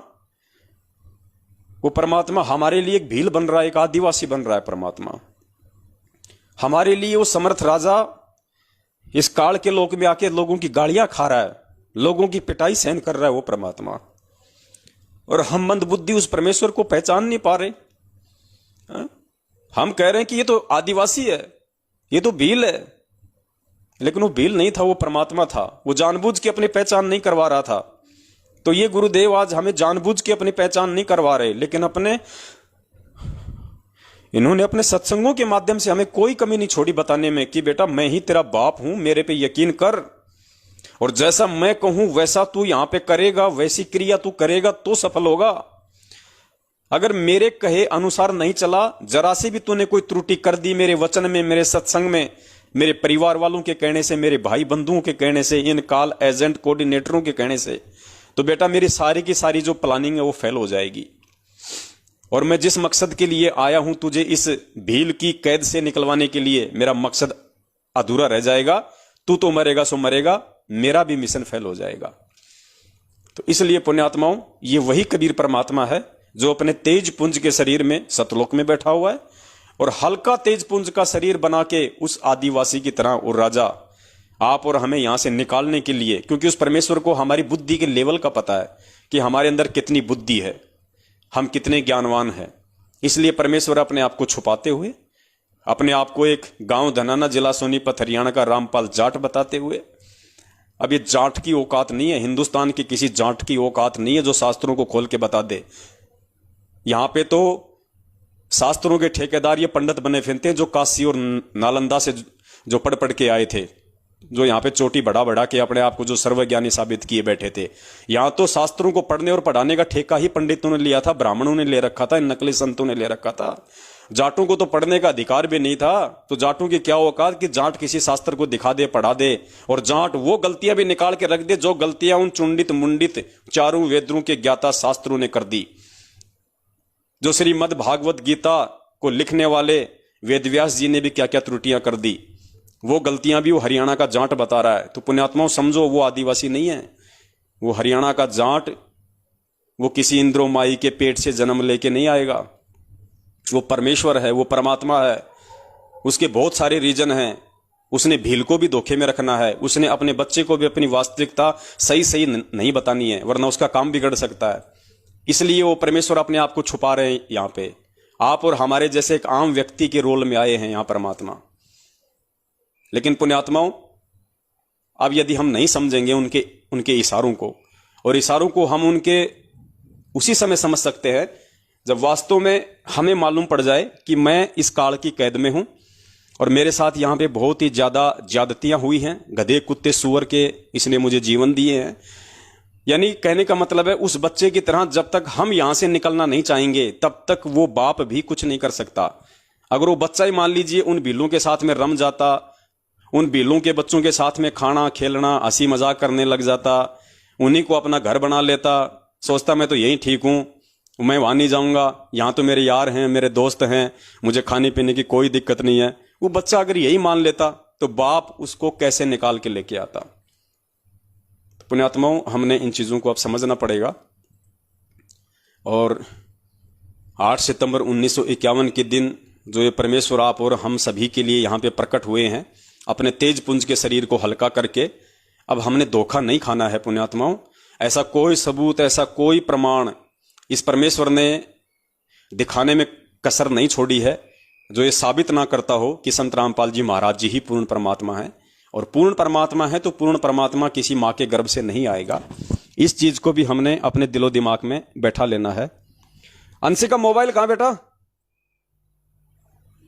अंशिका लेके आ, फटाफट ले गया। तो पुण्यात्मा, धोखा नहीं खाना है। 8 सितंबर को हमारे परमात्मा का प्रकट दिवस है और हमने उन भीलों की तरह उनका जन्मदिन नहीं मनाना है। हमने तो एक अच्छे भगत की तरह हमारे परमात्मा का प्रकट दिवस ही मनाना है, क्योंकि परमेश्वर ने हमें अपनी वास्तविक स्थिति से अवगत करवा दिया है। आप और हम धोखा नहीं खा सकते, बाकी दुनिया तो धोखा खाई हुई बैठी है। उसके बाद आप जो एक छोटा सा परमपिता परमेश्वर सतगुरु रामपाल जी महाराज जी का सत्संग सुनाते हैं, जिससे हमें दृढ़ता मिलेगी कि वास्तव में हमारे परमात्मा किसी माँ के गर्भ से नहीं आते। हमारे परमात्मा जब सतगुरु रूप में यहाँ आते हैं तो परमात्मा यहाँ पे प्रकट ही होते हैं। लीला परमेश्वर कुछ भी करें। तो सुनिए, एक ये छोटा सा सत्संग है जिसमें परमात्मा ने काल और दुर्गा की उत्पत्ति के विषय में बताया है। यानी काल और दुर्गा, उसका भी जन्म होता है, वो भी मरते हैं, लेकिन परमेश्वर ने बताया गीता जी के आधार से कि इनकी जो जन्म और मृत्यु होती है वो अलौकिक है। वो आप और हमारी तरह माँ के गर्भ से ये जन्म नहीं लेते। आप और हमारी तरह ये किसी बस से एक्सीडेंट होके नहीं मरते, ये किसी बीमारी से नहीं मरते, और ना किसी माँ के गर्भ से ये जन्म लेते। परमेश्वर ने बताया उनके पास में एक शब्द शक्ति है। उस परमेश्वर के आशीर्वाद से कबीर भगवान ने इन दोनों को एक वरदान दिया हुआ है। इनके पास में एक शब्द शक्ति है। उस शब्द शक्ति से ये अपना शरीर छोड़ते हैं, और शब्द शक्ति से ही जब एक ब्रह्मांड का पूरा विनाश हो जाता है तो दूसरे ब्रह्मांड में ये दुर्गा और ये काल उस शब्द शक्ति से युवा अवस्था में दोनों प्रकट हो जाते हैं। युवा अवस्था में दोनों प्रकट हो जाते हैं, मां से जन्म नहीं लेते। तो पुण्यात्माओं, जब उस भगवान का नौकर, उस भगवान का एक गुलाम, ये काल भगवान और दुर्गा जब किसी मां के गर्भ से जन्म नहीं लेते, 21 ब्रह्मांड के स्वामी पुण्यात्मा, वो पूर्ण परमात्मा आज इस पृथ्वी पे आया हुआ है, वो क्या किसी मां के गर्भ से आएगा? अरे अगर पूर्ण परमात्मा भी नहीं मानते हो, और यदि उस कबीर परमात्मा का भेजा हुआ कोई संत मानते हो, संत रामपाल जी महाराज जी को, तो उस कबीर भगवान का नौकर यदि किसी मां के गर्भ से जन्म नहीं लेता वो काल, तो उस कबीर परमात्मा का भेजा हुआ संत जो उस काल के जाल से उनकी आत्माओं को छुड़वा के ले जाएगा, तो जाहिर सी बात है वो काल से तो ज्यादा शक्तिशाली होगा जो काल के जाल से उन आत्माओं को छुड़वाएगा। तो उस परमात्मा का भेजा हुआ संत कैसे किसी मां के गर्भ से आएगा? जब काल शब्द शक्ति से प्रकट हो सकता है, दुर्गा शब्द शक्ति से नया शरीर बना सकती है, तो उस परमेश्वर का भेजा हुआ संत भी क्या वो शब्द शक्ति नहीं होगी उसके पास? उसके पास तो काल से भी ज्यादा शक्तियां होंगी जो उसके जाल से उस परमेश्वर की आत्माओं को छुड़ा के लेके जाएगा। तो आप ये सत्संग सुनिए, और सत्संग सुनने के बाद में पुण्यात्माओं, हम 21वीं सदी में जी रहे हैं। परमेश्वर ने अनमोल ज्ञान दे दिया, अब धोखा खाने की जरूरत नहीं है पुण्यात्माओं। अब अगर गुरुजी के बेटा बेटी अगर उनका जन्मदिन मनाएं तो शौक से मनाएं। कोई उन्हें अपने जैसा 2 कौड़ी का जीव समझे तो शौक से समझे। हालांकि अब तो उनको शर्म आने लग गई है। अब की बार हो सकता है वो जन्मदिन नहीं रखेंगे, मानते तो उन्हें जन्म लिया हुआ है, लेकिन जो मनाएंगे वो उसका नाम रखेंगे अवतरण दिवस, या हो सकता है वो प्रकट दिवस भी रख दें, क्योंकि संगत हर तरीके से उनको बोलने लग गई कि नालायको, तुमने इतने दिन हो गए गुरुजी की संगति करते हुए, तुम आज तक ये नहीं जान पाए, तुम आज तक ये नहीं पहचान पाए कि गुरुजी है कौन, सतगुरु की भूमिका कौन करता है, तत्वदर्शी संत की भूमिका करने सतलोक से कौन आता है, अपने द्वारा रची गई सृष्टि की सही सही जानकारी पृथ्वी लोक पे आके कौन देता है, तुम्हें आज तक यही नहीं पता चला। और तुमने उस अविनाशी परमात्मा का जो सतगुरु रामपाल जी महाराज जी के रूप में धरती पे प्रकट हैं, तुमने उनका जन्मदिन मना दिया, और हम जैसे मूर्खों को मूर्ख बना के हमसे मनवा दिया। तुम तो नरक में जाओगे, हमें क्यों ले जा रहे हो? तो अब इनको शर्म आने लग गई है। हो सकता है अब की बार 8 सितंबर से पहले ये जो पोस्टर या वीडियो बनाएंगे, हो सकता है ये लोग उसका नाम रख दें सतगुरु अवतरण दिवस या सतगुरु प्रकट दिवस, और रख देंगे तो हमारे लिए तो बड़ी खुशी की बात है कि परमेश्वर ने जो है वो सत्य की जीत करवाई। परमात्मा ने अपने सत्सेवक बच्चों की जो मेहनत है उसको सफल बनाया। हम तो यही चाहते हैं कि सभी लोग सच्चाई के रास्ते पे आ जाएं, किसी भी तरीके से आए। तो सुनिए परमात्मा का ये सत्संग और विचार कीजिए। जब उस परमेश्वर के नौकर किसी मां के गर्भ से जन्म नहीं लेते हैं, शब्द शक्ति से स्वयं ही वो प्रकट होते हैं, तो परमेश्वर जब इस पृथ्वीलोक पे आएंगे तो क्या किसी मां के गर्भ से जन्म लेके आएंगे? उसके बाद पुण्यात्मा विचार करना कि गुरुदेव कौन है।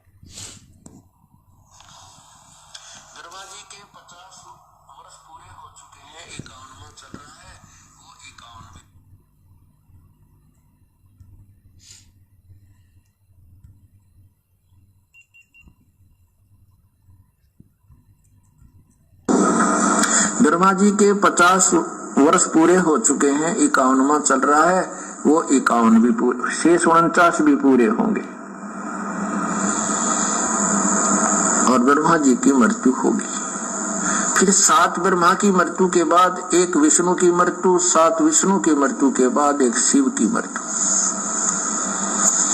ऐसे 70,000 बार ये इनकी जन्म मृत्यु एक होलेगी। किसकी? शिव की। तो उसमें 49,000 बार तो विष्णु मर चुका होगा, और 49 को 7 से गुणा कर लो, 3 अरब कुछ 63 बार जो है जो ब्रह्मा मर चुका होगा।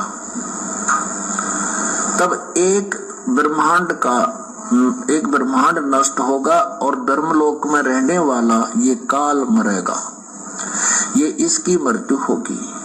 फिर ये दूसरे लोक में, दूसरे ब्रह्मांड में चले ले जाएगा सारी सृष्टि प्राणियों को, और वहां कर्म परमात्मा की जो कर्म परमेश्वर ने इसके विषय में लिखा बनाया है सिस्टम, उसके आधार से ये फिर पुनर्जन्म होगा, इसका भी और दुर्गा का भी। पुनर्शरीर धारण करेंगे अपनी इच्छा से, जैसे शब्द शक्ति से। एक सिद्धि होती है जो तन से, एक सिद्धि तनहंस नहीं आ रहा। एक सिद्धि होती है जो शरीर को त्याग देता है प्राणी, और दूसरा शरीर शब्द से धारण कर लेता है। ये सिद्धि शरीर त्याग देने की तो अन्यों में भी आ जाती है, लेकिन स्वयं दूसरा शरीर धारण करने की सिद्धि बहुत कम होती है। तो वो उनमें से एक इस ब्रह्मा को, इस काल को और दुर्गा को प्राप्त है। तो दूसरे ब्रह्मांड में जाकर के ये यहाँ शरीर छोड़ मर जाता है, तो ये दूसरे ब्रह्मांड में ले जाता है सारे इसको जीव प्राणियों को। वहां फिर नए सिरे से अपनी दुर्गा से ऐसे ब्रह्मा विष्णु महेश की उत्पत्ति करते हैं, फिर वहां सृष्टि क्रम को जारी कर देते हैं। तो पुण्यात्माओं, ये सत्संग जो हमें परमपिता परमेश्वर जी ने रातों को जाग जाग के सुनाए थे, आज इन सत्संगों के मर्म को, इन सत्संगों के निष्कर्ष को आज हमने समझना पड़ेगा, और हमने ये सत्संग अपने पूज्य गुरुदेव जी के ऊपर एप्लीकेबल करने पड़ेंगे, अपने जीवन के ऊपर एप्लीकेबल करने पड़ेंगे। क्योंकि सत्संग सुनना एक अलग चीज है, सत्संग के निष्कर्ष को जानना, रहस्य को जानना, उसके तत्व को जानना एक दूसरी चीज है। तो अब हमने इस सत्संग से यही निष्कर्ष निकालना है, जब उस परमेश्वर के 2 नौकर गुलाम, परमेश्वर कहते हैं कि भाई काल जो पीसना जोरा है पणिहार, ये 2 असल मजदूर हैं मेरे साहिब के दरबार।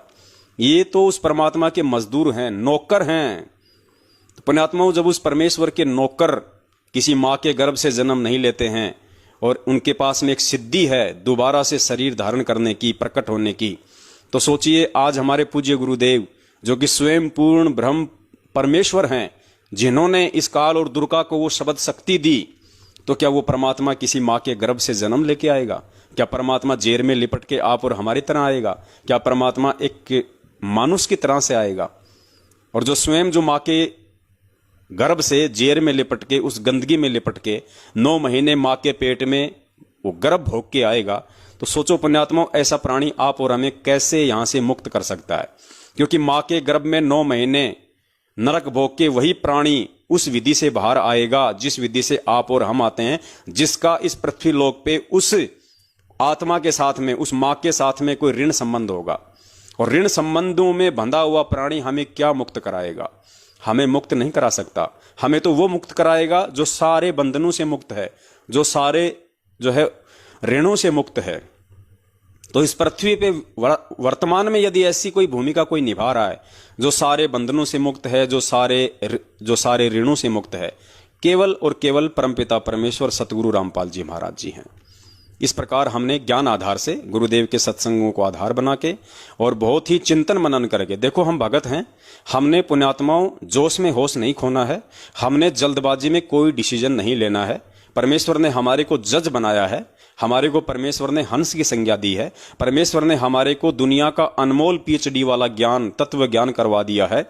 उसके बाद हमने हर चीज को सोच समझ के, दोनों तरफ की बातों को देख के, क्योंकि जज वही होता है, वो चाहे 20 बार चाहे उनको कोर्ट में बुलाए, चाहे तारीखों पे तारीखें डाले, जब तक वो जज संतुष्ट नहीं हो जाता है दोनों पक्षों की बातें सुन के, उनकी गवाहियां सुन के, उनके वकीलों की दलीलें सुन के, जब तक वो जज सेटिस्फाई नहीं हो जाता है कि कौन दोषी है कौन निर्दोष है, तब तक वो अपना फैसला नहीं देता है, उसी को कहते हैं जज।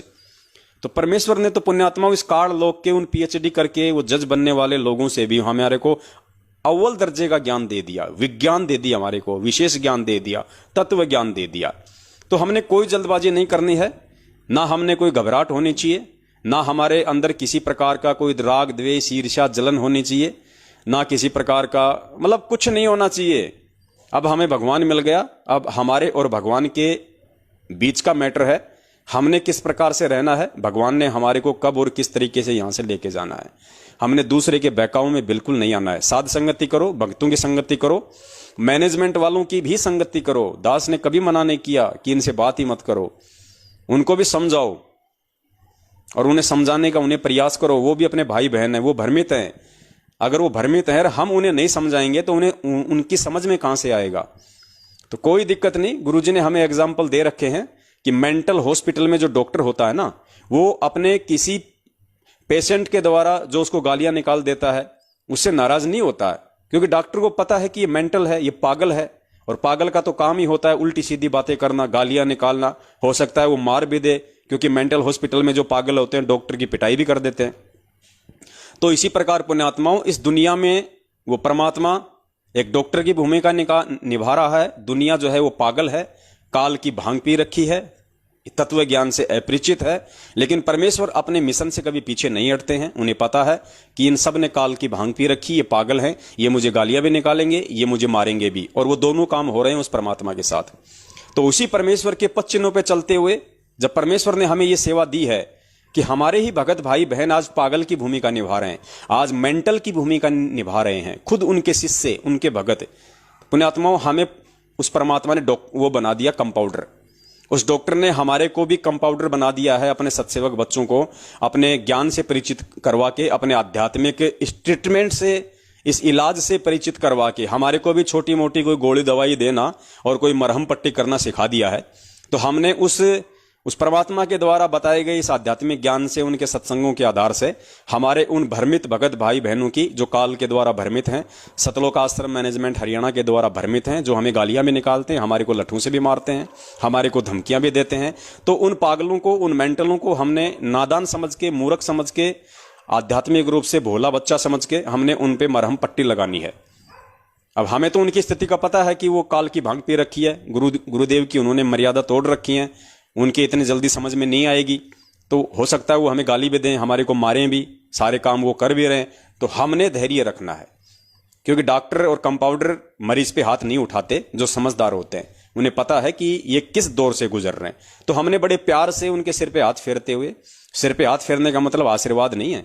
जैसे कोई ऊंट होता था पहले गांव में, और ऊंट जब चिंगर जाता था ना, जो किसान परिवार से हैं उनको तो अच्छे से पता होगा, ऊंट जब चिंगर जाता था तो ऊंट को यूं क्या करते थे हम। तो हमने यही समझना है, सतलोक आश्रम मैनेजमेंट हरियाणा के पीछे लगे हुए भाई बहनों को हमने बड़े प्यार से इनको पुचकारना है, बड़े प्यार से इनके मोबाइल नंबरों पे हमने साध संगति की वीडियो भेजने हैं। ये एक बार डराएंगे, 2 बार डराएंगे, मेरे मोबाइल पे नहीं भेजेगा, मैं पुलिस में कंप्लेंट कर दूंगा, मैं साइबर में पता नहीं क्या क्या ये लोग नाम जान जाते हैं, मैं साइबर क्राइम में जाऊंगा, मैं फलाने क्राइम में जाऊंगा। अरे तू खुद कितना बड़ा जो है वो क्राइम कर रहा है, इस काल भगवान के बहकावे में आके, मैनेजमेंट वालों के बहकावे में आके, तुझे खुद पता नहीं। तो इन्हें बड़े प्यार से हमने समझाना और हमने संदेश देना है। तो उसके बाद आज का हमारा जो विषय है पुण्यात्माओं, वो परमपिता परमेश्वर सतगुरु रामपाल जी महाराज जी, जो एक आम व्यक्ति, एक आम साधारण संत की तरह से जो यहाँ पे भूमिका करते हैं अपना ज्ञान प्रचार करने के लिए, और परमेश्वर जिस एक कलयुगी परिवार का सहारा लेते हैं यहाँ पे प्रकट होने के लिए, और उस कलयुगी परिवार में, उस काल प्रेरित परिवार में जो उनके मेंबर होते हैं, उनके जो सदस्य होते हैं, वो फिर इस मार्ग में आगे चल के सबसे बड़ी बाधा उत्पन्न करते हैं। ये 650 साल से लेके आप कितना पीछे चले जाओ, ये रिकॉर्ड रहा है, ये इतिहास रहा है। तो आज ठीक वही भूमिका परमपिता परमेश्वर सतगुरु रामपाल जी महाराज जी के कलयुगी परिवार वाले निभा रहे हैं, जिनमें मुख्यतः एक उनकी बेटी है मंजू, और एक उस मंजू की मां है अनारो देवी, वो दोनों के दोनों आज वो भूमिका निभा रही हैं जो भूमिका कभी किसी समय में उस कमाल ने निभाई थी, जो भूमिका धर्मदास जी के बेटे नारायण दास ने निभाई थी, और जो भूमिका उस काल भगवान के एजेंट निभाया करते हैं। यानी उस परमेश्वर के बच्चों को भक्ति मार्ग से दूर करना, अपनी अज्ञानता के चलते, अपनी झूठ के चलते, अपने पाखंड के चलते। तो आज ये दोनों माँ बेटी उस महेंद्र भगोड़े के दबाव में आके, यानी वो मंजू अपने चाचा के दबाव में आके और वो अनारो देवी अपने देवर के दबाव में आके, क्योंकि पुण्यात्माओं ये ज्ञान समझ में आना बच्चों का काम नहीं है। घर का जोगी जोगना, बाहर का जोगी सिद्ध। घर में डॉक्टर होता ना, उससे लोग इलाज नहीं करवाते, उनको पता होता है कि इससे राहत नहीं मिलेगी, इससे फायदा नहीं होगा। उनको विश्वास नहीं होता उस डॉक्टर पे, और 500 किलोमीटर का आदमी उस डॉक्टर पे विश्वास करके और स्वस्थ होकर चला जाता है। इसलिए कहते हैं कि घर का जोगी जोगना, जोगना यानी बेकार, निरर्थक, बिना किसी काम का। घर का जोगी यानी साधु संत, घर का जोगी जोगना, घर का साधु बेकार, और बाहर का साधु सिद्ध। तो इन लोगों की तो ये, क्योंकि ये कहावत भी परमात्मा ने हरियाणा में चलाई है, ये हरियाणा की कहावत है कि घर का जोगी जोगना और बाहर का जोगी सिद्ध। तो इन परमपिता परमेश्वर के जो कलयुगी बेटा बेटी, भाई बंधु, रिश्तेदार, जवाई है, इनकी स्थिति तो ये हो रही है परमपिता परमेश्वर जी को लेके। रिश्तेदारों ने तो अपना रिश्तेदार समझ लिया, बाप ने अपना बेटा समझ रखा था, मां ने अपना बेटा समझ रखा था, बेटा बेटी ने तो अपना बाप भी नहीं समझा, गुरु तो बहुत दूर की बात है। आड़ोसी पाड़ोसियों ने रामपाल समझ रखा था।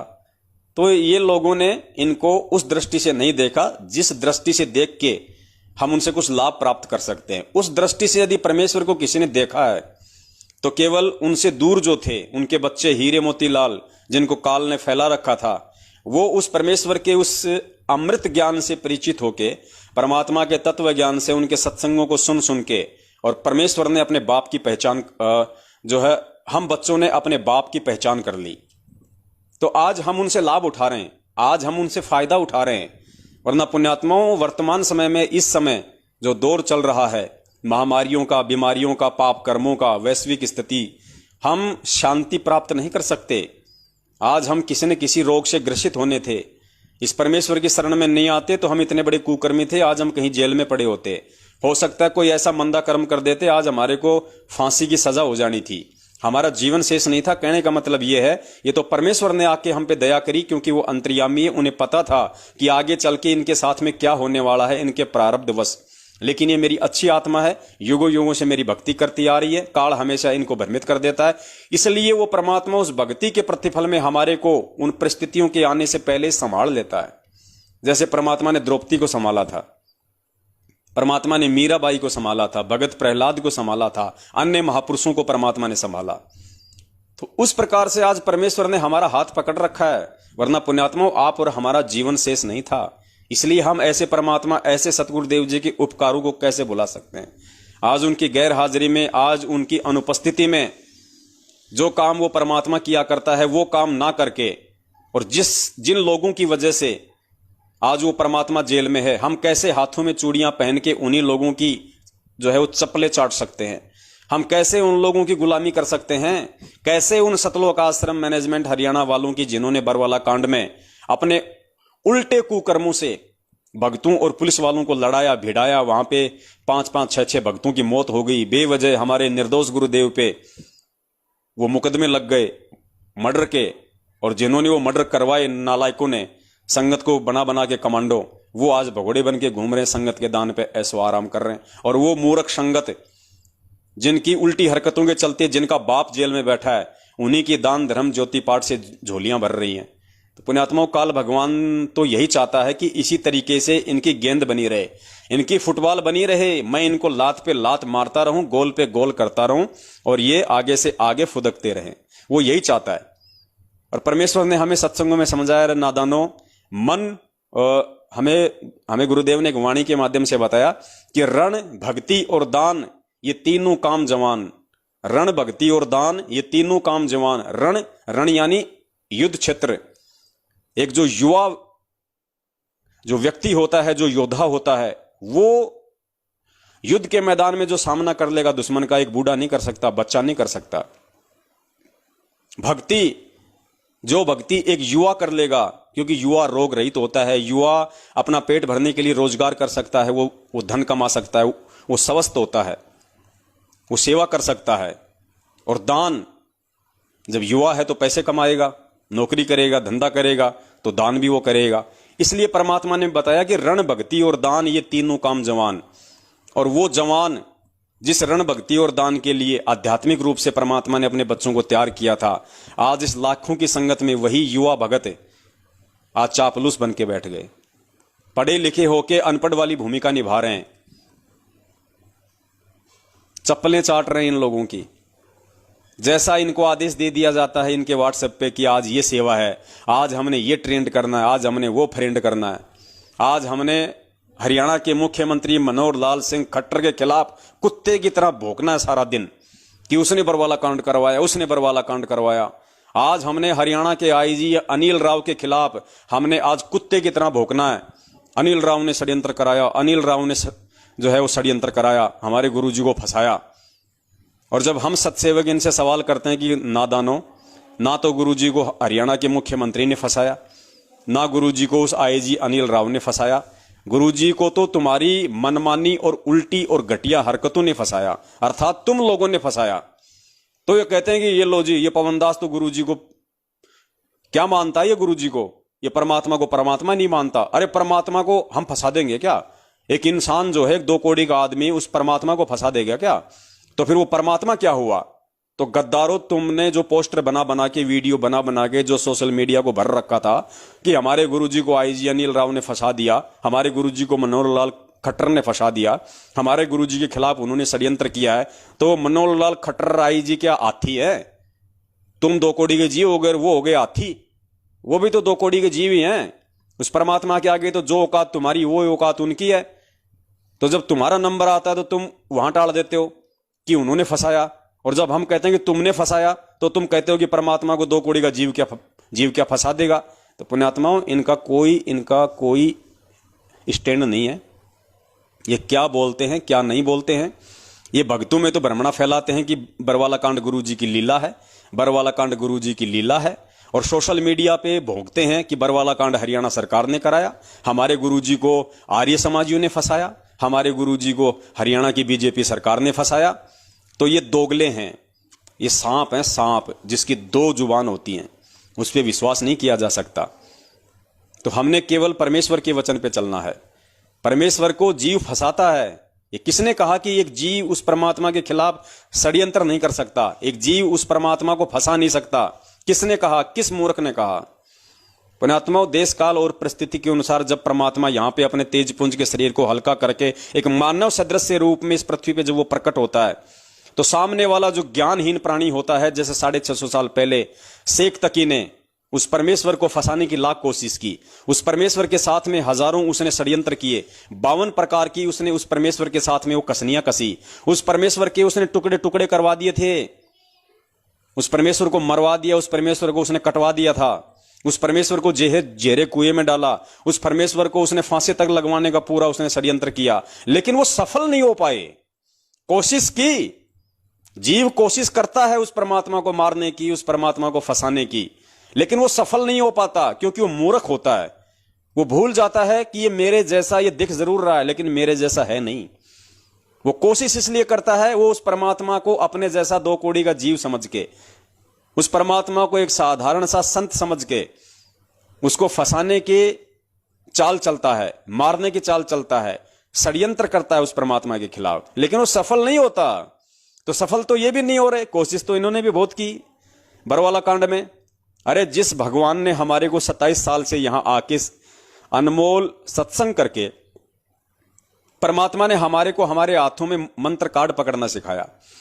विचार करो पुण्यात्माओं, जिस सतगुरुदेव जी ने हमारे को 27 साल से रातों को जाग जाग के सत्संग करके जिन हाथों से हम कुकर्म करते थे, उन हाथों से हमारे को मंत्र कार्ड पकड़ना सिखाया, उन हाथों से हमारे को सुमरणी, उस परमेश्वर को मरवा दिया, उस परमेश्वर को उसने कटवा दिया था, उस परमेश्वर को जेरे कुएं में डाला, उस परमेश्वर को उसने फांसी तक लगवाने का पूरा उसने षड्यंत्र किया, लेकिन वो सफल नहीं हो पाए। कोशिश की, जीव कोशिश करता है उस परमात्मा को मारने की, उस परमात्मा को फंसाने की, लेकिन वो सफल नहीं हो पाता, क्योंकि वो मूर्ख होता है। वो भूल जाता है कि ये मेरे जैसा, ये दिख जरूर रहा है लेकिन मेरे जैसा है नहीं। वो कोशिश इसलिए करता है, वो उस परमात्मा को अपने जैसा दो कौड़ी का जीव समझ के, उस परमात्मा को एक साधारण सा संत समझ के उसको फंसाने के चाल चलता है, मारने की चाल चलता है, षड्यंत्र करता है उस परमात्मा के खिलाफ, लेकिन वो सफल नहीं होता। तो सफल तो ये भी नहीं हो रहे, कोशिश तो इन्होंने भी बहुत की बरवाला कांड में। अरे जिस भगवान ने हमारे को 27 साल से यहां आके अनमोल सत्संग करके, परमात्मा ने हमारे को हमारे हाथों में मंत्र कार्ड पकड़ना सिखाया। विचार करो पुण्यात्माओं, जिस सतगुरुदेव जी ने हमारे को 27 साल से रातों को जाग जाग के सत्संग करके जिन हाथों से हम कुकर्म करते थे, उन हाथों से हमारे को मंत्र कार्ड पकड़ना सिखाया, उन हाथों से हमारे को सुमरणी जाप करनी सिखाई, इन कुकर्म करने वाले हाथों से परमात्मा ने दान धर्म करना सिखाया। वो परमात्मा अपने ही आदेश के खिलाफ, अपने ही भक्ति विधान के खिलाफ, सोचो क्या बरवाला कांड में वो मंत्र माला वो सब छुड़वा के, क्या उनके हाथों में झंडे में चढ़ा के 6 फुट का डंडा है और पेट्रोल बम और बंदूकें और ईंट पत्थर रोड़े और पहना के काले कपड़े गुंडों वाले, क्या वो परमात्मा, क्या वो सतगुरु अपने ही दूसरे बच्चे जो प्रशासन वाले भी तो उसी परमात्मा के बच्चे हैं, अरे उन्हें ज्ञान नहीं था, हमें परमात्मा ने थोड़े सत्संग करके ज्ञान दे दिया था। मालिक कहते हैं सूक्ष्म रापति एक ही अंगा, सूक्ष्म रापति एक ही अंगा, चाहे कोई सूक्ष्म जीव हो, रापति यानी हाथी, चाहे कोई हाथी हो, परमात्मा के लिए दोनों जीव बराबर है। तो गुरुजी के लिए तो वो हरियाणा प्रशासन भी भाई उनका बेटा, उनके बच्चे, और हम भी उनके बच्चे। तो सोचो बाप अपने 2 बच्चों को कैसे लड़ा सकता है? वो तो कोई मूर्ख व्यक्ति लड़ा सकता है, कोई कुकर्मी व्यक्ति लड़ा सकता है, जिसका बहुत बड़ा कोई स्वार्थ हो, झगड़ा करवाने में जिसका कोई स्वार्थ हो, कोई नालायक व्यक्ति, कोई मंदबुद्धि व्यक्ति ही ऐसा कर्म करवा सकता है। और उस नालायक, उस मंदबुद्धि, उस काल एजेंट, उस घटिया इंसान की भूमिका निभाई उसी परमपिता परमेश्वर के कलयुगी भाई महेंद्र भगोड़े ने, और उस महेंद्र भगोड़े का साथ दिया उसी परमपिता परमात्मा के कलयुगी बेटा बेटी, भाई बंधु, रिश्तेदार, जवाई और हमारे जैसे कुछ मंदबुद्धि भगत जो उस समय उस परमात्मा के ज्ञान और विधान से परिचित नहीं थे। ये दास भी पुण्यात्माओं बरवाला कांड में कमांडो बना हुआ था। इस दास ने भी 2-4 पुलिस वालों को मारे थे लठ, लेकिन मुझे तो परमात्मा ने वहीं दे दिया दंड। 2-4 मेरे भी ऐसे लगे, मैं तो चुपचाप बैठ गया। पुण्यात्माओं ये कहानी है। अब इस राम कहानी को हमने ज्ञान से समझना पड़ेगा। इसलिए दास कहता है कि जोश में होश मत खोया करो। कोई अगर कुछ बोलता है तो उसका निर्णय करो, उसका निष्कर्ष निकालो कि ये बोल क्या रहा है और ये जो बोल रहा है वो सही है या गलत है। ऐसा नहीं पीछे से आवाज आई बंदी छोड़ सतगुरु रामपाल जी महाराज की जय, और हमने भी बोल दिया जय। हम ये नहीं सुन रहे कि वो क्या बोल रहा है, वो बोल रहा है बंदी छोड़ सतगुरु सतपाल जी महाराज की जय, और हमने बोल दिया जय। अरे सतपाल और रामपाल में तो रात दिन का अंतर है। तो थोड़ा विचार किया करो पुण्यात्माओं। ये काल भगवान हमें ऐसे ठगेगा, ऐसे ही हमारे को जल्दबाजी में ये हमारे को भ्रमित करेगा। इसीलिए परमात्मा ये ज्ञान देते हैं रह रह के, रातों को जाग जाग के। क्या जरूरत थी परमात्मा को? सृष्टि रचना तो बतानी थी, 2-4 कहानी का जो है 2-4 कहानी किससे सुनाने थे, तो वो तो 2-4 बार सुनाने से ही आ जाएंगे समझ में। भाई अगर सृष्टि रचना एक बार में याद नहीं होती तो 5 बार में हो जाएगी। क्यों परमात्मा हर बार हर सत्संग में इन्हीं बातों का जिक्र करते थे, बार बार सृष्टि रचना समझाते थे, बार बार सृष्टि रचना समझाते थे? इसीलिए कि मेरे बच्चों की रग रग में यह तत्व ज्ञान समा जाए और ये मुझे पहचान जाए कि मैं कौन हूं और मेरा मिशन क्या है। और मेरे मिशन में जो लोग रोड़ा बनेंगे, जो बाधा बनेंगे काल प्रेरणा से, काल के एजेंट बन के, उनसे मेरे बच्चे सावधान रहें। क्योंकि परमात्मा तो चाहता कि काल एजेंट भी भक्ति करें। मालिक कहते हैं कि कबीर कपट से भक्ति करे उसको भी अपनाऊं, साम दाम दंड भेद से फिर सीधे रस्ते रहूं। तो कबीर जी की शरण में आके वो कपट से भक्ति कौन करेगा? अपने स्वार्थ के लिए कौन आएगा? किसी प्रकार का कोई षड्यंत्र अपने मन में सोच के उनके पास में कौन आएगा? काल एजेंट आएगा। इसलिए परमात्मा कहते हैं कि कबीर कपट से भक्ति करे उसको भी अपनाऊं। ये परमात्मा का गुण है, वो सबको अपनाता है कि आ जाओ, भक्ति के लिए आ रहा ना, आजा, तेरे मन में छल कपट राग द्वेष दोष है, आ जा बेटा, कोई दिक्कत नहीं, एक बार मेरे से नाम ले ले, मेरे सत्संग सुन, साम दाम दंड भेद से फिर सीधे रास्ते लाऊं। तो परमात्मा तो चाहते हैं कि ये नालायक मैनेजमेंट वाले भी भक्ति कर लें, मेरे बेटा बेटी भाई बंधु रिश्तेदार जवाई, ये तो पैदाइशी काल एजेंट हैं, लेकिन भगवान चाहता है कि ये भी भक्ति कर लें। आज नहीं तो इनके कल समझ में आ जाएगी, जब इन पे इनके कर्मों की मार पड़ेगी तो समझ में आ जाएगी। लेकिन ये काल एजेंट है पुण्यात्माओं, ये इतनी आसानी से समझने वाले नहीं हैं, इनके ऊपर भयंकर दबाव है, भयंकर इनके संचित कर्मों का प्रेशर है काल भगवान की तरफ से। तो ये नहीं समझेंगे और ये आपको अंत तक ये भ्रमित ही करते रहेंगे, और अंत में भ्रमित करते करते ही इनके यहां से टिकट भी कट जाएगी। आप देख लेना पुण्यात्माओं, ये सत का मार्ग है। परमात्मा कहते हैं धर्म तो धसके नहीं धसके तीनों लोग। जिन जिन लोगों ने इस परमपिता परमेश्वर को अपने जैसा आम व्यक्ति समझ के, अपने जैसा एक सामान्य व्यक्ति समझ के इनके साथ में जो व्यवहार किया है, और जो बरवाला कांड में उल्टी हरकतें की हैं, बरवाला कांड में उल्टी हरकतें हमने भी की थी इन लोगों के बहकावे में आके, क्योंकि नए नए नाम से जुड़े थे। 2013 में नाम लिया था, एक साल बाद में कांड हो गया। ना इतने हम सत्संग सुन पाए थे, ना इतना हम कोई गुरु जी को परमात्मा मान पाए थे उस समय। तो हम बहकावे में आ गए। हमने सोचा भाई जब गुरु जी का भाई कह रहा है, जब गुरु जी का बेटा, गुरु जी का जवाई, ये इतने बड़े बड़े बॉडीगार्ड हैं, 4-4 फुट की लेके बंदूकें जो गुरु जी के 24 घंटे आगे पीछे घूमते रहते हैं, तो ये झूठ थोड़ी बोलेंगे हैं? भाई गुरु जी के आदेश हैं। और हम लोग भी पहन के काले कपड़े और वहां पे बन के फौजी हो गए तैयार। और हम सोच रहे थे कि जिंदगी में कभी कमांडो नहीं बने, परमात्मा ने कमांडो बना दिया, ऐसा और बोल रहे थे हम मूर्ख। पुण्यात्माओं अब समझ में आई वो सारी बातें कि कमांडो हमें वहां पे क्यों बनाया था, और हमारे को कमांडो बना के वहां पे किसने खड़ा किया था। काल भगवान हमारी जान लेना चाहता था वहां पे। और पुण्यात्माओं यकीन मानना, ये तो धरती पे समर्थ भगवान प्रकट है।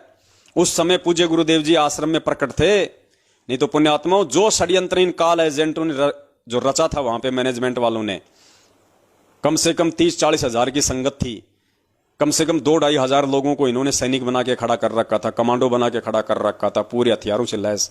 सामने 30-40 हजार की पुलिस फोर्स थी।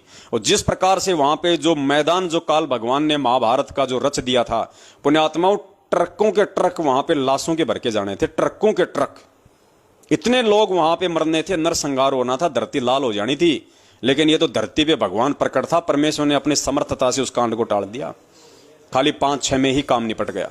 इन काल एजेंटों ने तो वो षड्यंत्र रच दिया था भयंकर। तो शुक्र मनाओ उस परमात्मा का जिन्होंने अपनी समर्थता से उस काल की चाल को काटा। तो इस प्रकार से पुण्यात्माओं हमने बहुत सोच समझ के चलना पड़ेगा इस मार्ग में, वरना मार खा जाएंगे। हमारा कोई नहीं है, ध्यान रख लेना। हमारे पूज्य गुरुदेव संत रामपाल जी महाराज जी के अलावा दुनिया में कोई नहीं है। ठीक है, हम जिस परिवार में रहते हैं, जिस समाज में रहते हैं, अगर वो लोग सही हैं, ठीक हैं, उनको सद्बुद्धि दे रखी है परमात्मा ने, या हमें जो जिम्मेदारियां दी हैं परमात्मा ने एक परिवार में, हम उनको निभाना पड़ेगा। ये काल का लोक है, ये कर्म लोक है। यहाँ पे हमने ये कर्म करते करते ही हमारे को भक्ति करनी पड़ेगी। हम साधु संत बन के अपने बाल बच्चों से दुखी होके, परेशान होके, उनके व्यवहार से दुखी होके अगर हम घर छोड़ के कहीं भगने लग गए तो पीछे से फिर वो आत्माएं और ज्यादा बिगड़ जाएंगी। वो परमेश्वर के बिल्कुल भी फिर वो नजदीक नहीं आएंगी। वो फिर गुरुजी में उल्टा और दोष निकाल लेंगी काल प्रेरणा से। लोग जब उन्हें कभी कहेंगे कि भैया संत रामपाल जी से नाम ले ले, तो वो कहेगी एक ने नाम लिया था, वो घर छोड़ के भाग गया, आज देखो हमारी क्या हालत हो रही है। मैं और अगर इस बाबा रामपाल का नाम ले लूंगी तो पता नहीं क्या हो जाएगा। तो हमने मौका नहीं देना काल भगवान को, क्योंकि उसने ऑलरेडी हमारे को इतना ज्यादा यहाँ पे दुखी कर रखा है, इतना हमारे को जो है बांध के रखा हुआ है। ऊपर से हम एक दूसरे के साथ में झगड़ा फसाद मार काट लड़ाई, हम और ज्यादा अपने आप में फिर वो दुखी हो जाएंगे। तो यहाँ हमें परमात्मा का ज्ञान हमारे को थोड़ा सा राहत देगा, परमात्मा का ज्ञान हमारे को सद्बुद्धि देगा कि भैया हम एक दूसरे के संस्कार वश, एक दूसरे के पिछले ऋण संबंधों के वश हम एक दूसरे से जुड़े हुए हैं। आज अगर किसी की भक्तमती अगर किसी भगत को ज्यादा बोल देती है, या किसी का भगत यदि किसी भक्तमती को ज्यादा बोल देता है, हो सकता है नौबत थोड़ी बहुत हाथापाई पे भी आ जाए। तो भी पुण्यात्माओं हमने बहुत धैर्य से काम लेना पड़ेगा, क्योंकि ऋण संबंध है, ये हमने उतारने पड़ेंगे। ये चाहे हम आज उतार दें, चाहे हम ये अगले जन्म में उतारें। पुण्यात्माओं जब तक हम इन ऋणों को कंप्लीट नहीं कर देंगे, और ये ऋण कंप्लीट होंगे परमेश्वर के ज्ञान आधार से, उनकी वचन पे चलते हुए, ये परमात्मा हमारा ऋण उतरवा रहा है। आज हम जिस घर में एक इंसान के रूप में हैं, और दूसरी आत्मा जो है वो हमारी बहन या हमारी भक्तमती के रूप में, हमारी माँ के रूप में, आज अगर हम घर छोड़ के भग जाएंगे, उनकी बातों से दुखी होके, परेशान होके कि कहीं और जाके काम धंधा करूंगा, वहां पे भक्ति करूंगा, ये मुझे ज्यादा परेशान कर रहे हैं, नहीं, ये नहीं चलेगा। ये आपकी परीक्षा है। गुरुदेव ने कहा कि आपको अपने घर से भगत बनना पड़ेगा। जो व्यक्ति अपने घर में भगत नहीं बना, वो व्यक्ति कभी बाहर जिंदगी में भगत नहीं बन सकता, क्योंकि आपके घर में आपकी वो परीक्षा लेगा परमात्मा। आपके धैर्य की परीक्षा होगी तो आपकी अपने घर में होगी, आपके विवेक की परीक्षा होगी तो आपके घर में होगी। परमात्मा आपको एक घर से ही आपको परमात्मा भगत बनाएगा। आप कितने सहनशील बने हो, आप कितने धैर्यवान हो, आप कितना मीठा बोलते हो, आप कितना कड़वा बोलते हो, छोटी छोटी बातों पे आप अपने बच्चे को मारते हो, आप उनको धमकाते हो, आप उनको पीटते हो, ये सारी चीजों की रिहर्सल परमात्मा हमारी यहीं से करवाएगा। ठीक है, हमें गुरुजी ने इस बात को बता रखा है कि बच्चे मान लीजिए अगर कोई ऐसी कोई गलती कर दें, और यदि बच्चों को यदि उनको धमकाना भी पड़ जाए, उनको एक आधा यदि कोई थप्पड़ भी मारना पड़ जाए, तो गुरुजी कहते हैं कि उसमें कोई दिक्कत नहीं है, वरना बच्चे जो है वो बिगड़ जाते हैं। लेकिन मैं बात कर रहा हूं जैसे अपनी भक्तमती के साथ में बहुत सारे भगतों के ऐसे दास के पास आते हैं फोन, उनका आपस में हो जाता है झगड़ा। मैं तो एक हरियाणा के कोऑर्डिनेटर के पास में रहा करता था पहले वो सच्चाई के साथ में था, बाद में आगे चल के वो बिगड़ गया। आज भी वो हरियाणा का जो है कोऑर्डिनेटर बना हुआ है भाई। तो मैं देखता था वहां पे वो अपनी पत्नी की पिटाई कर देता था, और वो कोऑर्डिनेटर है वो आज भी, उस समय भी था वो कोऑर्डिनेटर। अब बताओ पुण्यात्मा, ये कहाँ क्या कर रहे हैं हम? तो हमने बहुत ही धैर्य से काम लेना पड़ेगा। गुरुजी ने क्या कहा कि जो पतिव्रता औरत होती है उसके लक्षण होते हैं, जैसी वो घर में होती है वैसी वो बाहर अपना व्यवहार करती है। तो घर में तो हम करें लड़ाई झगड़े, और बाहर जाके हम कहें भगत जी सत्साई, बहन जी सत्साई। अरे जो दूसरे भगत की बहन को तू इतना प्यार से बोल रहा है, उसका आधा तू अपनी भक्तमती को भी बोल लेगा तो परमात्मा उसमें भी प्रेरणा करेगा। फिर वो भी सोचने पे मजबूर हो जाएगी कि भाई देखो गुरुजी की भक्ति से इसके अंदर कितना चेंज आ गया। भगत जी देखो पहले मुझे बात बात पे टोका करते थे, बात बात पे मुझे लड़ दिया करते थे, विचार नहीं करते थे, मेरी बात पे 2-4 मिनट विचार नहीं करते थे, तुरंत रिएक्शन दे दिया करते थे, चुप रहे, ये वो फलाना दिखना, तेरे को कुछ नहीं पता।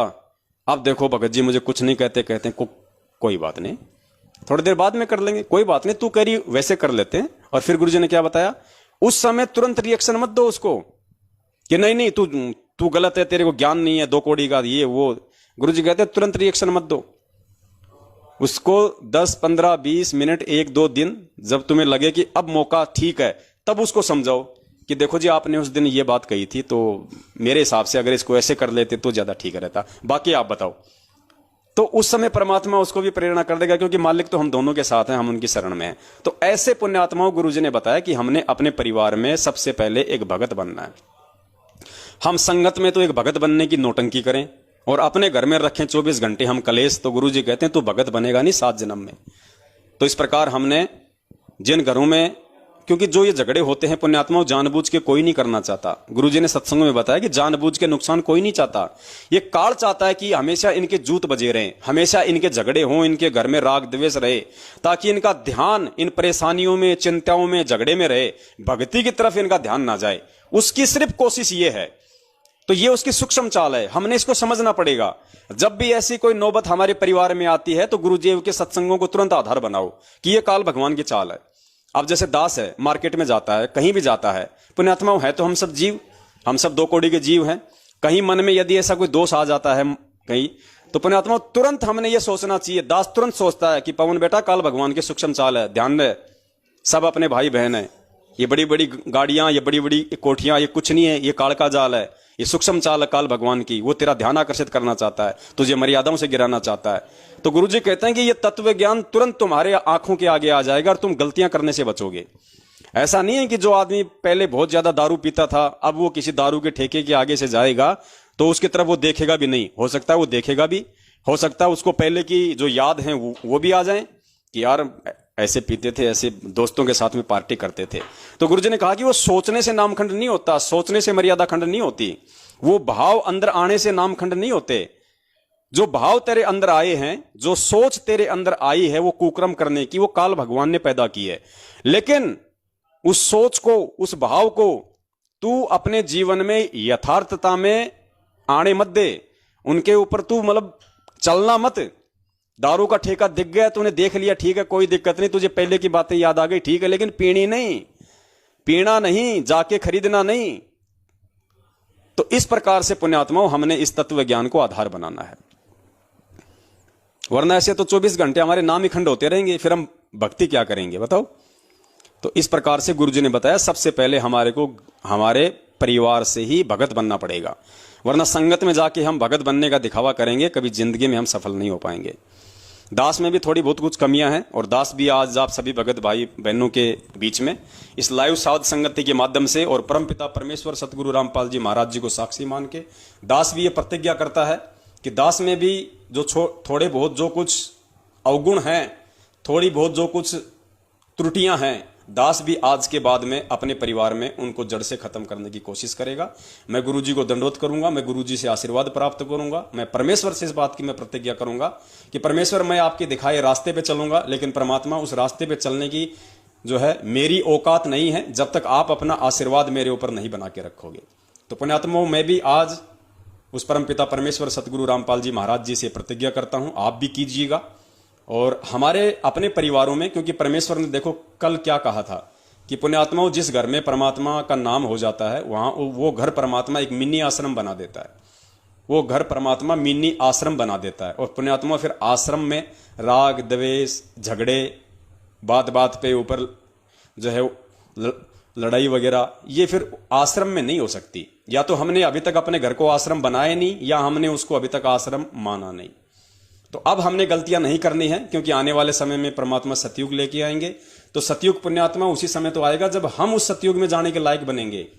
जब हम सतयुग में जाने के लायक ही नहीं बनेंगे, हम परमेश्वर के वचन पे नहीं चलेंगे, सतयुग में जैसे प्राणी होते थे वैसा यदि हम अपने आप को नहीं बनाएंगे, अगर आज से यदि हम वो रिहर्सल शुरू नहीं करेंगे, भगत बनने की वो प्रक्रिया अपने अंदर नहीं लेके आएंगे, हम वैसे गुण और लक्षण अपने अंदर वो पैदा नहीं करेंगे जैसे गुण और लक्षण वो गुरुदेव अपने एक भगत के अंदर चाहता है। पुण्यात्मा, कैसे परमात्मा का सतयुग आएगा, कैसे परमेश्वर का मिशन जो है वो परवान चढ़ेगा। तो ये सब कुछ हमारे पीछे है। परमात्मा आप और हमारे को आधार बना के सब कुछ काम करना चाहता है, और हम यदि नहीं बनना चाहेंगे, नहीं उनके ज्ञान को आधार बना पाएंगे, किसी भी पीले पर्चे को हम गुरुजी का आदेश मान लेंगे, किसी भी कोऑर्डिनेटर की बात को हम स्वीकार कर लेंगे मूर्खता में, तो पुण्यात्माओं ना तो हम सतयुग में जा पाएंगे और परमेश्वर का मिशन लेट होगा, जिसके दोषी उल्टे हम होंगे और ज्यादा हम पाप के भागी बनेंगे उस परमात्मा की नजरों में। तो हम आज के बाद में हम सभी भगत भाई बहन हम ये कोशिश करेंगे, क्योंकि हम सब जीव हैं और परमात्मा कहते हैं कि जीव जो होता है वो पांचों विकारों से युक्त होता है। ठीक है, परमात्मा की शरण में आने के बाद, तत्व ज्ञान लेने के बाद में ये विकार तो रहेंगे, पांचों विकार गुरुजी ने बताया कि यहां पे बिल्कुल आप उनको नष्ट नहीं कर पाओगे, लेकिन वो थोड़े बहुत जो है वो डीएक्टिवेट हो जाएंगे। मतलब वो पांचों विकार आपको नुकसान नहीं देंगे, आपके ऊपर ऐसे हावी नहीं होंगे कि आपकी कोई मर्यादा टूट जाए या आपका बहुत बड़ा कोई नुकसान हो जाए। वो डाइल्यूट हो जाएंगे, निष्क्रिय हो जाएंगे, लेकिन वो रहेंगे। तो जो रहेंगे वो भी जब कभी कभार हमारे ऊपर दबाव डालेंगे उस काल भगवान की प्रेरणा से, तो उस समय हमने गुरुदेव के ज्ञान को ही आधार बना के और उस समय काल भगवान की उस घटना को सूक्ष्म चाल के रूप में लेके हमने सतर्क हो जाना है कि अब जो बातें हो रही हैं या जो ये घटना जो घटित होने जा रही है, ये काल भगवान की चाल है और ये तेरी मर्यादा तोड़वाना चाहता है, तुझे परमेश्वर के मार्ग से नीचे गिराना चाहता है। तो हमने बहुत ही सतर्क रहना है। यदि भक्तमती कभी कभार दो बातें बोल दे तो भगत ने नीचे गर्दन कर लेनी चाहिए, अपने कान में लगा के लेड अपने सत्संग सुन ले, अपने मंत्र कर ले। मतलब गुरुजी कहते हैं, इसी को कहते हैं कि मन को मारना, जीवित मरना। यो गुरु ज्ञान विज्ञान वाणी जीवित ही जग में मरो। गुरुजी कहते हैं मेरे जो ज्ञान है इसका मूल मंत्र यही है, ये जो विशेष ज्ञान जो विज्ञान मैंने तुम्हें दे दिया इसका मूल अर्थ यही है कि जीवित ही जग में मरो। जीवित ही जग में मरना यही बताया। कोई तुम्हें गाड़ी निकाले, उल्टा सीधा बोले, अब बताओ हम मार्केट में कहीं जाते हैं, वहां हमें कोई दो बातें बोल देता है तो हम उसको कुछ नहीं बोलते, हमारे अंदर भाव भी नहीं आते अगर हम भगत हैं तो। और घर में अगर भक्तमती थोड़ी बात बोलती है तो हम भी उसको दो बातें बोल देते हैं। तो ऐसा ही व्यवहार जो हम दूसरों के साथ करते हैं, क्यों ना अपनी भक्तमती के साथ भी कर लें। मैं भी कोशिश करूंगा आज के बाद, आप भी कोशिश करो और हम कोशिश करेंगे, हम परमेश्वर के उस दिखाए रास्ते पे चलेंगे। तो गुरुजी कहते हैं कि तुम मेरे बताए रास्ते पे तुम एक बार चल के तो देखो, तुम एक बार जीवित मर के तो देखो, सामने वाले में भी परमात्मा वैसी ही प्रेरणा कर देगा। और इसी तरह से पुण्यात्माओं हमारा घर एक आश्रम बनेगा, और जब हमारा घर आश्रम बनेगा तो परमात्मा ने फिर जगह जगह फर्जी आश्रम बनवाने की क्या आवश्यकता है। क्यों परमात्मा ये फर्जी आश्रम बनवाएगा फिर जो लोग ये खोल रहे हैं। अब कल एक भगत कह रहा था कि गुरुजी का आदेश आया है, क्योंकि ये लोग ऐसी भ्रमणा फैला रहे हैं। क्योंकि अब जैसे कुरुक्षेत्र में जो पुरुषोत्तम सैनी है, कल परमात्मा ने जिसके अज्ञान का पर्दाफाश करवाया था, अब वो क्या करेगा, वो केवल अपने ही उस फर्जी आश्रम की ज्यादा मार्केटिंग करेगा। उसको मुंडका से, सिंहपुरा से, जिंद भिवानी आश्रमों से कोई लेना देना नहीं है। उसने तो कुरुक्षेत्र वाले उस जमीन के टुकड़े को अपने बाप दादाओं की प्रॉपर्टी समझ लिया, अब उसी की मार्केटिंग करेगा। तो सबको पता है कि वो 5 एकड़ में है। जो कुरुक्षेत्र का जो फर्जी आश्रम बन रहा है, भक्तों को मूर्ख बना के, जो उन्होंने जो जमीनें ले ली, जो भक्तों को मूर्ख बना के वहां पे सेवादारों के रूप में, मजदूरों के रूप में लगा रखा है, वो 5 एकड़ में है। और वो क्या संगत के अंदर ये भ्रमणा फैला रहा है, अफवाह फैला रहा है कि गुरुजी का आदेश आ गया, बेटा मैं बहुत जल्दी आने वाला हूं और कुरुक्षेत्र आश्रम को तैयार करो, मैं वही सत्संग करूंगा आके। मतलब गुरुजी जब आएंगे तो इनके उस कुरुक्षेत्र वाले फर्जी आश्रम में ही सत्संग करेंगे। और भगत भाई क्या कर रहे हैं, उन वीडियो को आगे भेज रहे हैं, खुश हो रहे हैं कि गुरुजी जो है कुरुक्षेत्र वाले आश्रम में आएंगे, गुरुजी कुरुक्षेत्र वाले आश्रम में आएंगे। अरे मंद बुद्धियों, कुछ तो विचार किया करो, कुछ तो विचार किया करो। इसी को कहते हैं भेड़ चाल, इसी को कहते हैं भेड़ चाल। कुछ नहीं सोचते, नीचे गर्दन करके चलो, आगे वाला कुएं में गिर रहा तो तुम भी गिर जाओ। अरे विचार करो, आज से पहले गुरुजी कहां सत्संग करते थे? सतलोक आश्रम बरवाला, जिला हिसार, हरियाणा। बरवाला आश्रम वो कितने एकड़ का था? 16 एकड़ का। और वो कुरुक्षेत्र वाला कितने एकड़ का है? ओनली 5 एकड़ का। यानी उस फर्जी आश्रम से 3 गुना ज्यादा बड़ा था हमारा सतलोक आश्रम बरवाड़ा, जहां पे गुरुजी सत्संग किया करते थे। कहने का मतलब है, सतलोक आश्रम बरवाला में जितने एकड़ के अंदर वो लैट्रिन और बाथरूम बने हुए हैं, उतने में तो कुरुक्षेत्र का पूरा आश्रम बना हुआ है। और जब गुरुजी 2014 में जब वहां पे समागम किया करते थे, तो पुण्यात्माओं कभी कभार ऐसा समय आ जाता था कि भगत इतने हो जाते थे कि रोड के बाहर जो खेत होते थे वहां पे टेंट लगाने पड़ते थे, वहां पे तंबू लगाने पड़ते थे, भगत नहीं आते थे। तो सोचिए, जब गुरुजी 2014 में थे, उस समय संगत का ये हाल था कि 16 एकड़ के आश्रम में भी भक्तों के बैठने की जगह थोड़ी थी। पर अब जब गुरुजी आएंगे तो पूरी दुनिया उल्टेगी, पूरी दुनिया पलटेगी। अब तो मेरे हिसाब से 500 एकड़ का आश्रम भी छोटा पड़ जाएगा गुरुजी के लिए। और ये कहते हैं गुरुजी कुरुक्षेत्र के आश्रम में आएंगे, गुरुजी कुरुक्षेत्र के आश्रम में सत्संग करेंगे। कुरुक्षेत्र के आश्रम में जितनी जगह है उतने में तो भगत लैट्रिन और पानी पेशाब भी नहीं कर पाएंगे। तुम कहां कुरुक्षेत्र के आश्रम में जो है परमात्मा के आने की बाढ़ देख रहे हो? यही तो तुम्हारी छोटी सोच है। कुछ विचार किया करो इन बातों पे। ऐसे ही भेड़ चाल में एक दूसरे के पीछे मत हुआ करो। तो पुण्यात्माओं, हमने ज्ञान आधार से चलना है। ये अपना प्रचार करें तो करें। देखो, ये इनका धंधा है, फर्जी आश्रम बना के इन्होंने अपना धार्मिक धंधा बना लिया। ये अपना प्रचार करेंगे, इनको करने दो। परमेश्वर इनके बाप का नौकर नहीं है जो इनके अनुसार चलेगा। जैसे गुरुजी कहते हैं ना, जब बकरीद के टाइम भाई काटता है मुर्गा, हे अल्लाह इस आत्मा को जन्नत में भेजना, वो पढ़ के कलमा, तो गुरुजी कहते हैं कि अल्लाह तेरे बाप का नौकर है, जो तू कहेगा वैसे वैसे काम करेगा। तो गुरुजी इनके बाप के नौकर हैं क्या? जो ये कहेंगे वैसा ही होगा। कुरुक्षेत्र के आश्रम में आएंगे, कुरुक्षेत्र के आश्रम में तो भगत लोग भी लैट्रिन करने नहीं आएंगे, क्योंकि ये भक्तों के हराम की कमाई पे है। भक्तों को बेचारों को झूठ बोल के, ठग के, लूट के तुमने जो ये पाप इकट्ठा किया है ना, भगत लोग तो लैट्रिन करने भी नहीं आएंगे, वहां पे ध्यान रखना। और अब की बात जब परमात्मा आएंगे तो जैसे राष्ट्रपति की जहां सभा होती है, राष्ट्रपति जहां जाता है, अरे 2 करोड़ का जीव अमेरिका का डोनाल्ड ट्रंप गुजरात में आया था, उसके स्वागत के लिए जवाहरलाल नेहरू या कौन सा स्टेडियम था वो, वल्लभ भाई पटेल स्टेडियम है, कितना बड़ा स्टेडियम, कितनी पब्लिक, कितनी सुविधा। अब ऐसा होगा जब एक 2 करोड़ के जीव के लिए जो 5 साल के लिए राष्ट्रपति बना हुआ था, उसके स्वागत के लिए पूरे हिंदुस्तान की सरकार झुक गई। हिंदुस्तान का राष्ट्रपति उसके आगे आगे चल रहा है, आओ जी देखो जी, ये है जी, वो है जी, लोग उसको डांस कर करके दिखा रहे हैं, उसका दिल खुश कर रहे हैं। एक 2 करोड़ के जीव का जो 5 साल के लिए अमेरिका का राष्ट्रपति बना था, और अब वापस वहीं पे आ गया रोड पे। तो सोचो, ये तो पूर्ण परमेश्वर है, ये तो पूरी दुनिया का राष्ट्रपति है, सदा सदा का भगवान है। अरे अब की बार जब ये आएगा तो पूरी तैयारी के साथ में आएगा, और पूरी तैयारी के साथ में सरकारें लेके आएंगी। तो सोचिए 5 एकड़ में जाएंगे क्या? 5 एकड़ में तो पुलिस वालों की गाड़ियां खड़ी नहीं हो पाएंगी अब की बार। तो पुण्यात्माओं, हमने ज्ञान आधार से चलना है। ये काल के एजेंट है, इनका काम है, संगत मूर्ख है, संगत नादान है, और काल यही चाहता है कि इन मूर्खों को इसी प्रकार से इनको फंसा के रखो। इनके मन में यही बांट दो कि गुरुजी कुरुक्षेत्र में आएंगे, गुरुजी कुरुक्षेत्र में आएंगे। अरे वो तो धरती इतनी पापिणी है, वो तो इतनी पाप कर्म वाली भूमि है, वो कुरुक्षेत्र तो जहां महाभारत का युद्ध हुआ, वो तो पापकर्मी भूमि है, पापकर्मी। तो पुण्यात्मा बहुत सोच समझ के। उसके बाद में कुछ पाकिस्तान के हमारे भगत भाई बहन हैं जिनके दास के पास में फोन आए थे, या वैसे मोबाइल से व्हाट्सएप कॉलिंग के जरिए उनसे बातचीत होती है। दास उनके नाम नहीं बताना चाहेगा क्योंकि बहुत सारे भगत भाई बहन दास के संपर्क में हैं पाकिस्तान से, और बहुत ज्यादा अच्छे से वहां पे वो प्रचार भी कर रहे हैं, क्योंकि पाकिस्तान में भी संगत को मालूम पड़ गया है कि ये इनका आडंबर है, ये इनका पाखंड है। जो भगत सच्चाई बोलता है उसको गुरुद्रोही कह देते हैं।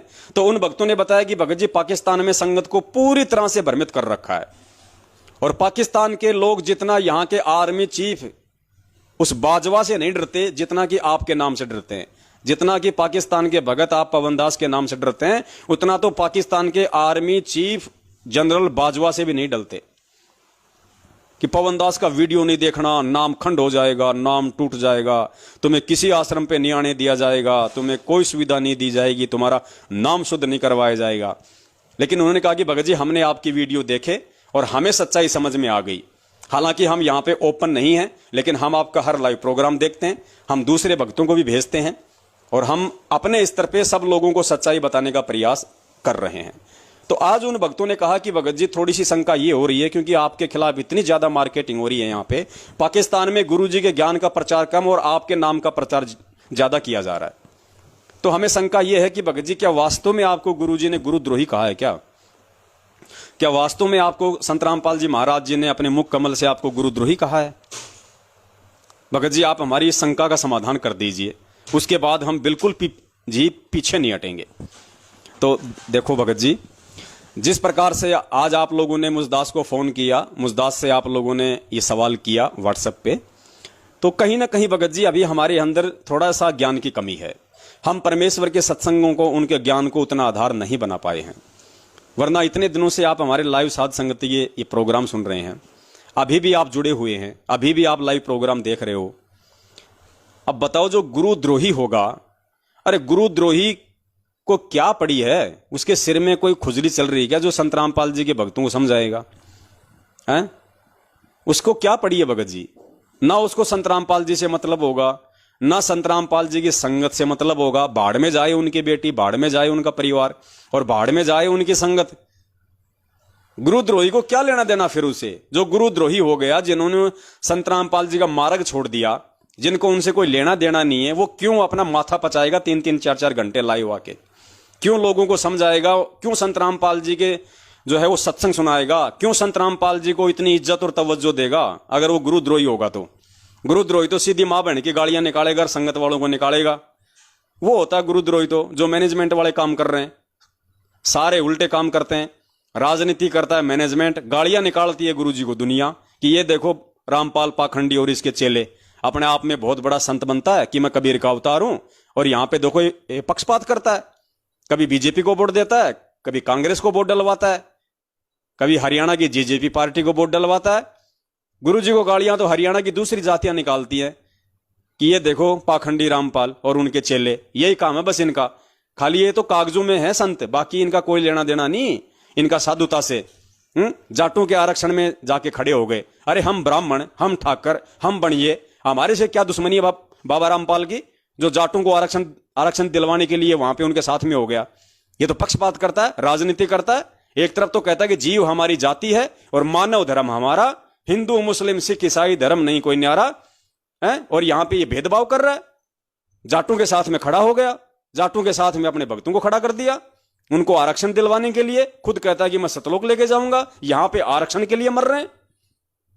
तो पुण्यात्माओं, इनकी उल्टी हरकतों के चलते, सतलोक आश्रम मैनेजमेंट हरियाणा वालों की गंदी और हरकतों के चलते आज पूरी दुनिया तुम्हारे गुरुजी को गालियां निकाल रही है, उनकी निंदा करती है, उनकी चुगली करती है। तो असली गुरुद्रोही तो ये हैं, इनको कहते हैं साइलेंट गुरुद्रोही। साइलेंट गुरुद्रोही। अरे जो कमाल था, कमाल ने कभी उस कबीर परमात्मा को गालियां निकाली थी क्या? कभी नहीं निकाली। क्या उस कबीर परमात्मा को कुछ उल्टा सीधा बोला था? कभी नहीं बोला। वो भी तो गुरुद्रोही कहलाया, क्योंकि वो साइलेंट गुरुद्रोही था, क्योंकि वो नीचे नीचे परमेश्वर की आत्माओं को तोड़ रहा था। वो उन आत्माओं को अपना शिष्य बना रहा था, वो गुरु बन बैठा था। जैसे वो संजय बन गया हिमाचल में, जैसे ये मैनेजमेंट वाले गांव गांव में इन्होंने अपने गुरु बैठा दिए। ये कहते हैं डीवीडी से तो गुरुजी नाम देते हैं।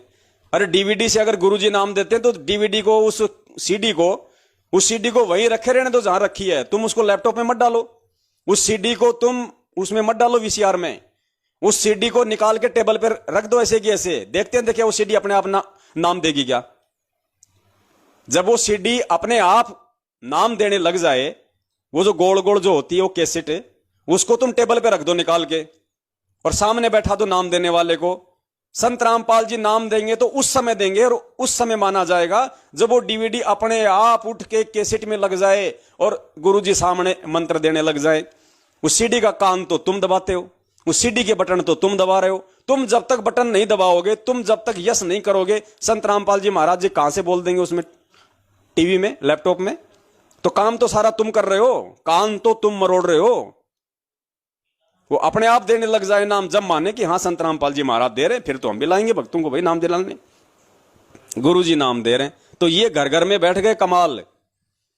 अरे 650 साल पहले अगर डीवीडी होती, लैपटॉप होता, तो कमाल के सिर में क्यों कीड़े पड़ रहे थे क्या? वो भी डीवीडी से नाम देता, और डीवीडी से नाम देता तो भी गुरुजी उसको गुरुद्रोही बोलते आज। तो वो काम तो ये कर रहे हैं। आज डीवीडी की सुविधा हो गई, डीवीडी की सुविधा नहीं होती तो इनको ये खुद अपने मुंह से नाम देते आज, ये खुद अपने मुंह से नाम देते आज ये लोग। तो ये है साइलेंट गुरुद्रोही, और ये काल का लोक है भगत जी। यहां पे जो सत्य का प्रचार करता है उसी के ऊपर दोष आता है। अब बताइए हमारे गुरुजी क्या देशद्रोही है? अरे हमारे गुरुजी तो देशों का उद्धार करने के लिए आए हैं।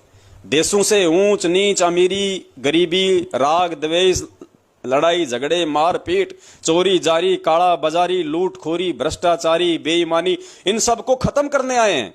सबको इंसान बनाने आए हैं, इंसान से देवता बनाने आए हैं। और ऐसे महापुरुष को लोगों ने देशद्रोही बना दिया। तो भगत जी ये विचार तो अब आप लोगों ने करना है। सरकार आपके गुरुजी को देशद्रोही कह रही, लोग आपके गुरुजी को देशद्रोही कह रहे, लेकिन ये निर्णय तो आपके ऊपर है।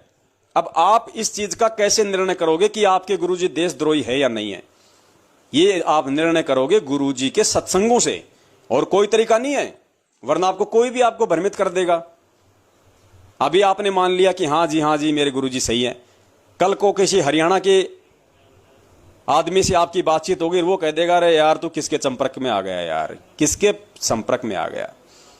रामपाल, अरे वो तो मेरे साथ में जेई की नौकरी करता था यार, जा रे यार, बीड़ी पीता था मेरे साथ वहां पे, बीड़ी इंटरवल में जब लंच होता था तो रामपाल बीड़ी पीता था मेरे साथ।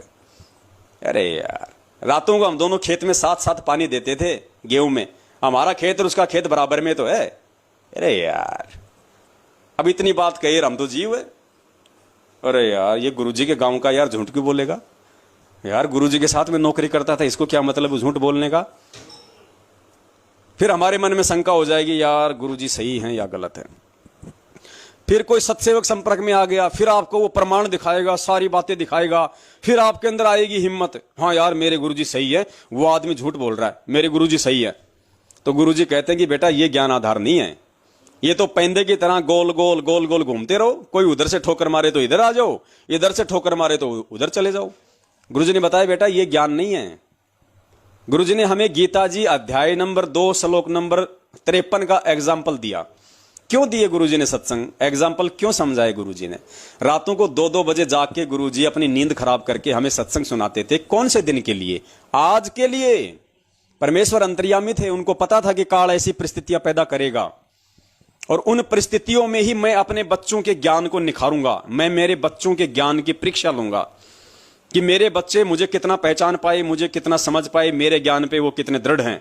इसकी पहचान दुख में होती है, संकट में होती है, परेशानियों में होती है, धर्म संकट की स्थिति में होती है। तो आज गुरुजी हमारी वो परीक्षा ले रहे हैं कि हम कितना अपने गुरुदेव को पहचान पाए, कितना गुरुदेव के ज्ञान को आधार बना पाए। इसीलिए हमें पूज्य गुरुदेव जी ने गीता जी अध्याय नंबर 2 श्लोक नंबर 53 को बड़े विस्तार से समझाया था। ये गुरु जी का सत्संग सुनो और फिर विचार करना कि आज हमें क्या करना चाहिए, आज हमने किस चीज को आधार बनाना चाहिए। गुरु जी ने कहा कि काल भगवान ने अर्जुन को कहा कि अर्जुन, तरह तरह के वचन सुनकर जब तक तेरी आत्मा और तेरा मन ये भ्रमित होता रहेगा कि क्या सही है क्या गलत है, उसने कहा मैंने मान लिया, उसने कहा मुझे उसकी बात अच्छी लगी है सही है, फिर किसी दूसरे ने कह दिया नहीं गलत है तो गलत है। तो कहा कि जब तक ये तरह तरह के भ्रमित वचन सुनकर तेरी बुद्धि एक जगह पे स्थिर नहीं होगी, जब तक तू एक जगह पे नहीं टिक जाएगा ये दृढ़ निश्चय करके कि हां ये सही है, तब तक तो गुरुजी कहते हैं कि तू योग को भी प्राप्त नहीं हुआ, अर्थात तू एक भगत भी नहीं बना। जब तक तू तरह तरह के भ्रमित वचन सुनकर एक जगह पे स्थिर नहीं हो जाएगा, तब तक तो तू भगत की श्रेणी में भी नहीं है। आगे की बात तो छोड़ दे। फिर गुरुजी ने कितना अच्छा एग्जाम्पल दिया। गुरुजी ने कहा कि जैसे कोई व्यक्ति है, उसको कहीं जाना है और वो रास्ते में उसको कोई टोक दे कि भाई तेरी तो ये दिशा गलत है, तू तो दिल्ली जा रहा है ना, तो दिल्ली का रास्ता तो इस तरफ है, तू इधर जा रहा है, तो वो भ्रमित हो जाएगा कि यार कहीं सही तो नहीं बोल रहा। तो अब उसको मापने का मेजरमेंट क्या है कि मैं सही हूं या मैं गलत हूं, मेरी दिशा सही है या गलत है, मैं सही हूं या फिर ये आदमी सही बोल रहा है। तो गुरुजी ने बताया कि उसका मेजरमेंट है मैप, मानचित्र। मानचित्र ही निर्णय कर सकता है कि तू सही जा रहा है या वो तुझे सही रास्ता बता रहा है। तो वो व्यक्ति तुझे मानचित्र दिखा के ये दिखा दे कि देख फिलहाल तू यहां खड़ा है और देख ये दिल्ली इस तरफ है और तू जा रहा है, वो जा रहा है तू बंबई की तरफ, तो फिर आदमी को विश्वास करना चाहिए कि हां भाई बात सही है और मुझे सही चलना है। और वरना तू जा रहा है ऐसे ही, सामने से कोई आया, उसने कहा अरे कहां जा रहा है, जयपुर, अरे तू बावड़े इधर क्यों जा रहा है, जयपुर तो इधर है, मूर्ख है क्या। तो फिर हम क्या करेंगे, हम उस तरफ बोलेंगे। थोड़े 2-4-5 किलोमीटर गए, फिर कोई आया, बोल राम राम भाई जी राम राम, कहां जा रहे हो, जयपुर जा रहा हूं। जयपुर, अरे तो इधर क्या टिंडे लेने जा रहा है, जयपुर तो उधर है पीछे है, पीछे नहीं यार उसने तो कहा था कि इधर है, अरे बावड़े उधर है, मैं रात दिन जाता हूं सब्जी लेके आता हूं वहां पे मंडी से जयपुर से। तो वो सोचेगा यार सही है, कहीं ऐसा है ना इधर हो, फिर वो उधर हो लेगा, फिर कोई तीसरा मिल जाएगा। तो गुरुजी कहते हैं कि वो गेंद की तरह गोल गोल घूमता रह जाएगा, क्योंकि उसको दृढ़ निश्चय नहीं है, ना वो सोच समझ के चला है कि मुझे जहां जाना है उसका रास्ता क्या है। तो गुरुजी ने बताया कि उसकी उस भ्रमणा को कौन ठीक कर सकता है, मानचित्र, मैप। अब कोई व्यक्ति उसको मानचित्र दिखा दे कि तू देख यहां खड़ा है और जयपुर इस तरफ है, अब चाहे तुझे कोई कुछ कहे, उसके बाद वो व्यक्ति किसी की बात नहीं सुनेगा, क्योंकि उसने मानचित्र को अपनी आंखों से देख लिया। तो गुरुजी ने इस चीज को हमारे को बताया कि बल्कि भक्ति मार्ग में हमारा मानचित्र है ये सदग्रंथ, ये वेद, कुरान, पुराण, कबीर सागर, गरीबदास जी महाराज जी का ग्रंथ है, ये है हमारे मानचित्र। और ये मानचित्र इस भक्ति के विषय में क्या बता रहे हैं, कौन भगवान है, क्या भक्ति है। जब तक हम इनसे परिचित नहीं होंगे तब तक हम भक्ति विधि पे सही तरीके से नहीं टिक सकते। हमें कोई भी हमारे को भ्रमित कर देगा। तो पुण्यात्माओं, ये जो गुरुजी का जो सत्संग है जो अभी आप सुनोगे, ये गुरुजी का सत्संग वर्तमान में आप और हम आत्माओं के लिए है कि पवन दास गुरुद्रोही है या पवन दास गुरुमुखी है। इस बात का फैसला मैं पवन दास आपको नहीं बताऊंगा, मैं तो बता ही रहा हूं। अगर आपको समझना होता तो इस बात का फैसला अब आपने स्वयं पूज्य गुरुदेव जी के सत्संगों से करना पड़ेगा, क्योंकि पूज्य गुरुदेव जी के जो सत्संग हैं वो हमारा भक्ति विधान है, वो हमारा संविधान है। वरना आपको कोई भी भ्रमित कर देगा। कल को आपको गुरुजी की बेटी कुछ कह देगी, आप मान जाओगे कि यार गुरुजी की बेटी है। फिर कोई सत्संग आपको गुरुजी के 10-10 वीडियो दिखाएगा, फिर आप कहोगे यार गुरुजी बोल रहे हैं सही है, कहीं गुरुजी की बेटी तो गलत नहीं बोल रही। फिर आपका पाकिस्तान का कोई कोऑर्डिनेटर आपको भ्रमित कर देगा, तो भगत जी ऐसे तो गोल गोल घूमते रहोगे और अपना समय और समा से इसी चीज को सोचने में बर्बाद कर दोगे कि कौन देशद्रोही और कौन गुरुद्रोही। तो हम तो भगत की श्रेणी में भी नहीं है, तो कम से कम पहले हम भगत तो बने। तो भगत जी, इतने दिनों से आप जो लाइव साध संगति के प्रोग्राम देख रहे हो, हमारे वीडियो देख रहे हो, हमारे विचारों से आप परिचित हो। गुरुद्रोही की जो परिभाषा गुरुदेव ने बताई बड़ी सिंपल है कि गुरुद्रोही गुरुद्रोही सब कोई कहे, गुरुद्रोही न चीन्या कोई, गुरु से बैर ईर्ष्या करे गुरुद्रोही कावे सोई। तो बताओ, जो गुरु का बैर करेगा, निंदा करेगा, चुगली करेगा, गुरु जी को गलत बताएगा, या वो खुद ऐसी कोई घटिया हरकत करेगा जिसके चलते उसके गुरु की बदनामी हो। तो भगत जी, हम सत्सेवकों ने ना तो भक्तों से कोई राजनीति करवाई, ना किसी की कोई सीबीआई जांच करवाई किसी गुंडे की, जैसे इन्होंने आनंदपाल सिंह की करवा दी। ना हमने हरियाणा की किसान रैली को समर्थन दिया, ना हमने हरियाणा की बीजेपी सरकार को समर्थन दिया, ना कांग्रेस सरकार को समर्थन दिया, ना हमने हरियाणा के जाटों को 5% आरक्षण के टुकड़े के लिए हम किसी सरकार के आगे उनके साथ मिलकर भीख मांगी हमने, ना हमने हरियाणा के जाट आरक्षण में 20-20 लाख 15-15 लाख के उनको चंदे दिए, ना हमने आनंदपाल सिंह की सीबीआई जांच के हमने चंदे दिए जो पुलिस एनकाउंटर में मारा गया, जो AK-47 रखा करता था बंदूक। अब बताओ भगत जी, अब गुरुद्रोही कौन है? बरवाला कांड में ना हमने भक्तों को कभी वो कमांडो बनाया, ना हमने गुरुजी के आदेश से हमने बरवाला कांड में किसी भगत को कमांडो बनाया, ना हम बरवाला कांड के बाद में हमारे ऊपर कोई मुकदमा है, ना बरवाला कांड के बाद हम कोई भगोड़े बन के घूम रहे, ना आज हम कोई पीले पर्चे निकाल रहे कि गुरुजी का ये आदेश आ गया, गुरुजी का वो आदेश आ गया, ना हम कोई गुरुजी के नाम से कोई फर्जी ऑडियो निकाल रहे। अरे भैया, ये कलयुग है भगत जी, ये भक्ति किसी ऑडियो के हिसाब से नहीं चलेगी, ये भक्ति किसी पीले पर्चे के हिसाब से नहीं चलेगी। अरे आप फिल्में देखते हो पाकिस्तान की, आप फिल्में आपने देखी होंगी पहले, एक फिल्म में एक ही आदमी है, उसका डबल रोल होता है, एक ही आदमी एक ही शकल आमने सामने खड़ा है, बातचीत कर रहा है, वो की वो भाषा बोल रहे हैं दोनों। ये कलयुग है, मशीनरी युग है, ऐसी ऐसी एप्लीकेशन है, आप किसी की भी आवाज निकाल सकते हो, ऐसे ऐसे मिमिक्री आर्टिस्ट हैं, एक ही आदमी 50 एक्टर की, 50 राजनेताओं की, यहां तक कि जानवरों की भी आवाज निकाल देगा, बिल्ली, कुत्ते, हाथी, घोड़े, गधे, सुअर, सबकी आवाज निकाल देगा। लोग तो ट्रेन की आवाज निकाल देंगे, हेलीकॉप्टर की आवाज निकाल देंगे, मालूम ही नहीं पड़ेगा कि आवाज है किसकी। तो भाई ये कलयुग है, काल ने ये सारे सिस्टम इसीलिए चलाए हैं, हमें भ्रमित करने के लिए, हमारे को भ्रमणाओं में रखने के लिए। लेकिन एक आवाज ऐसी है जो दुनिया का कोई माई का बाप नहीं निकाल सकता, और वो आवाज है गुरुजी का सत्संग, गुरुजी का भक्ति विधान, गुरुजी के वचन। वो कोई दूसरा व्यक्ति नहीं बता सकता। गुरुजी ने जो परिभाषा बता दी, जो गुरुद्रोही की, देशद्रोही की, एक अच्छे भगत की और एक बुरे भगत की, एक 40 साल वाले भगत की और 4 साल वाले भगत की, वो दुनिया का कोई आर्टिस्ट, कोई मिमिक्री वाला शास्त्रों में से निकाल के नहीं बता सकता। तो बस वही हमारा आधार होना चाहिए। गुरुजी का सत्संग ही हमारे लिए सबसे बड़ा शास्त्र है, सबसे बड़ा प्रमाण है।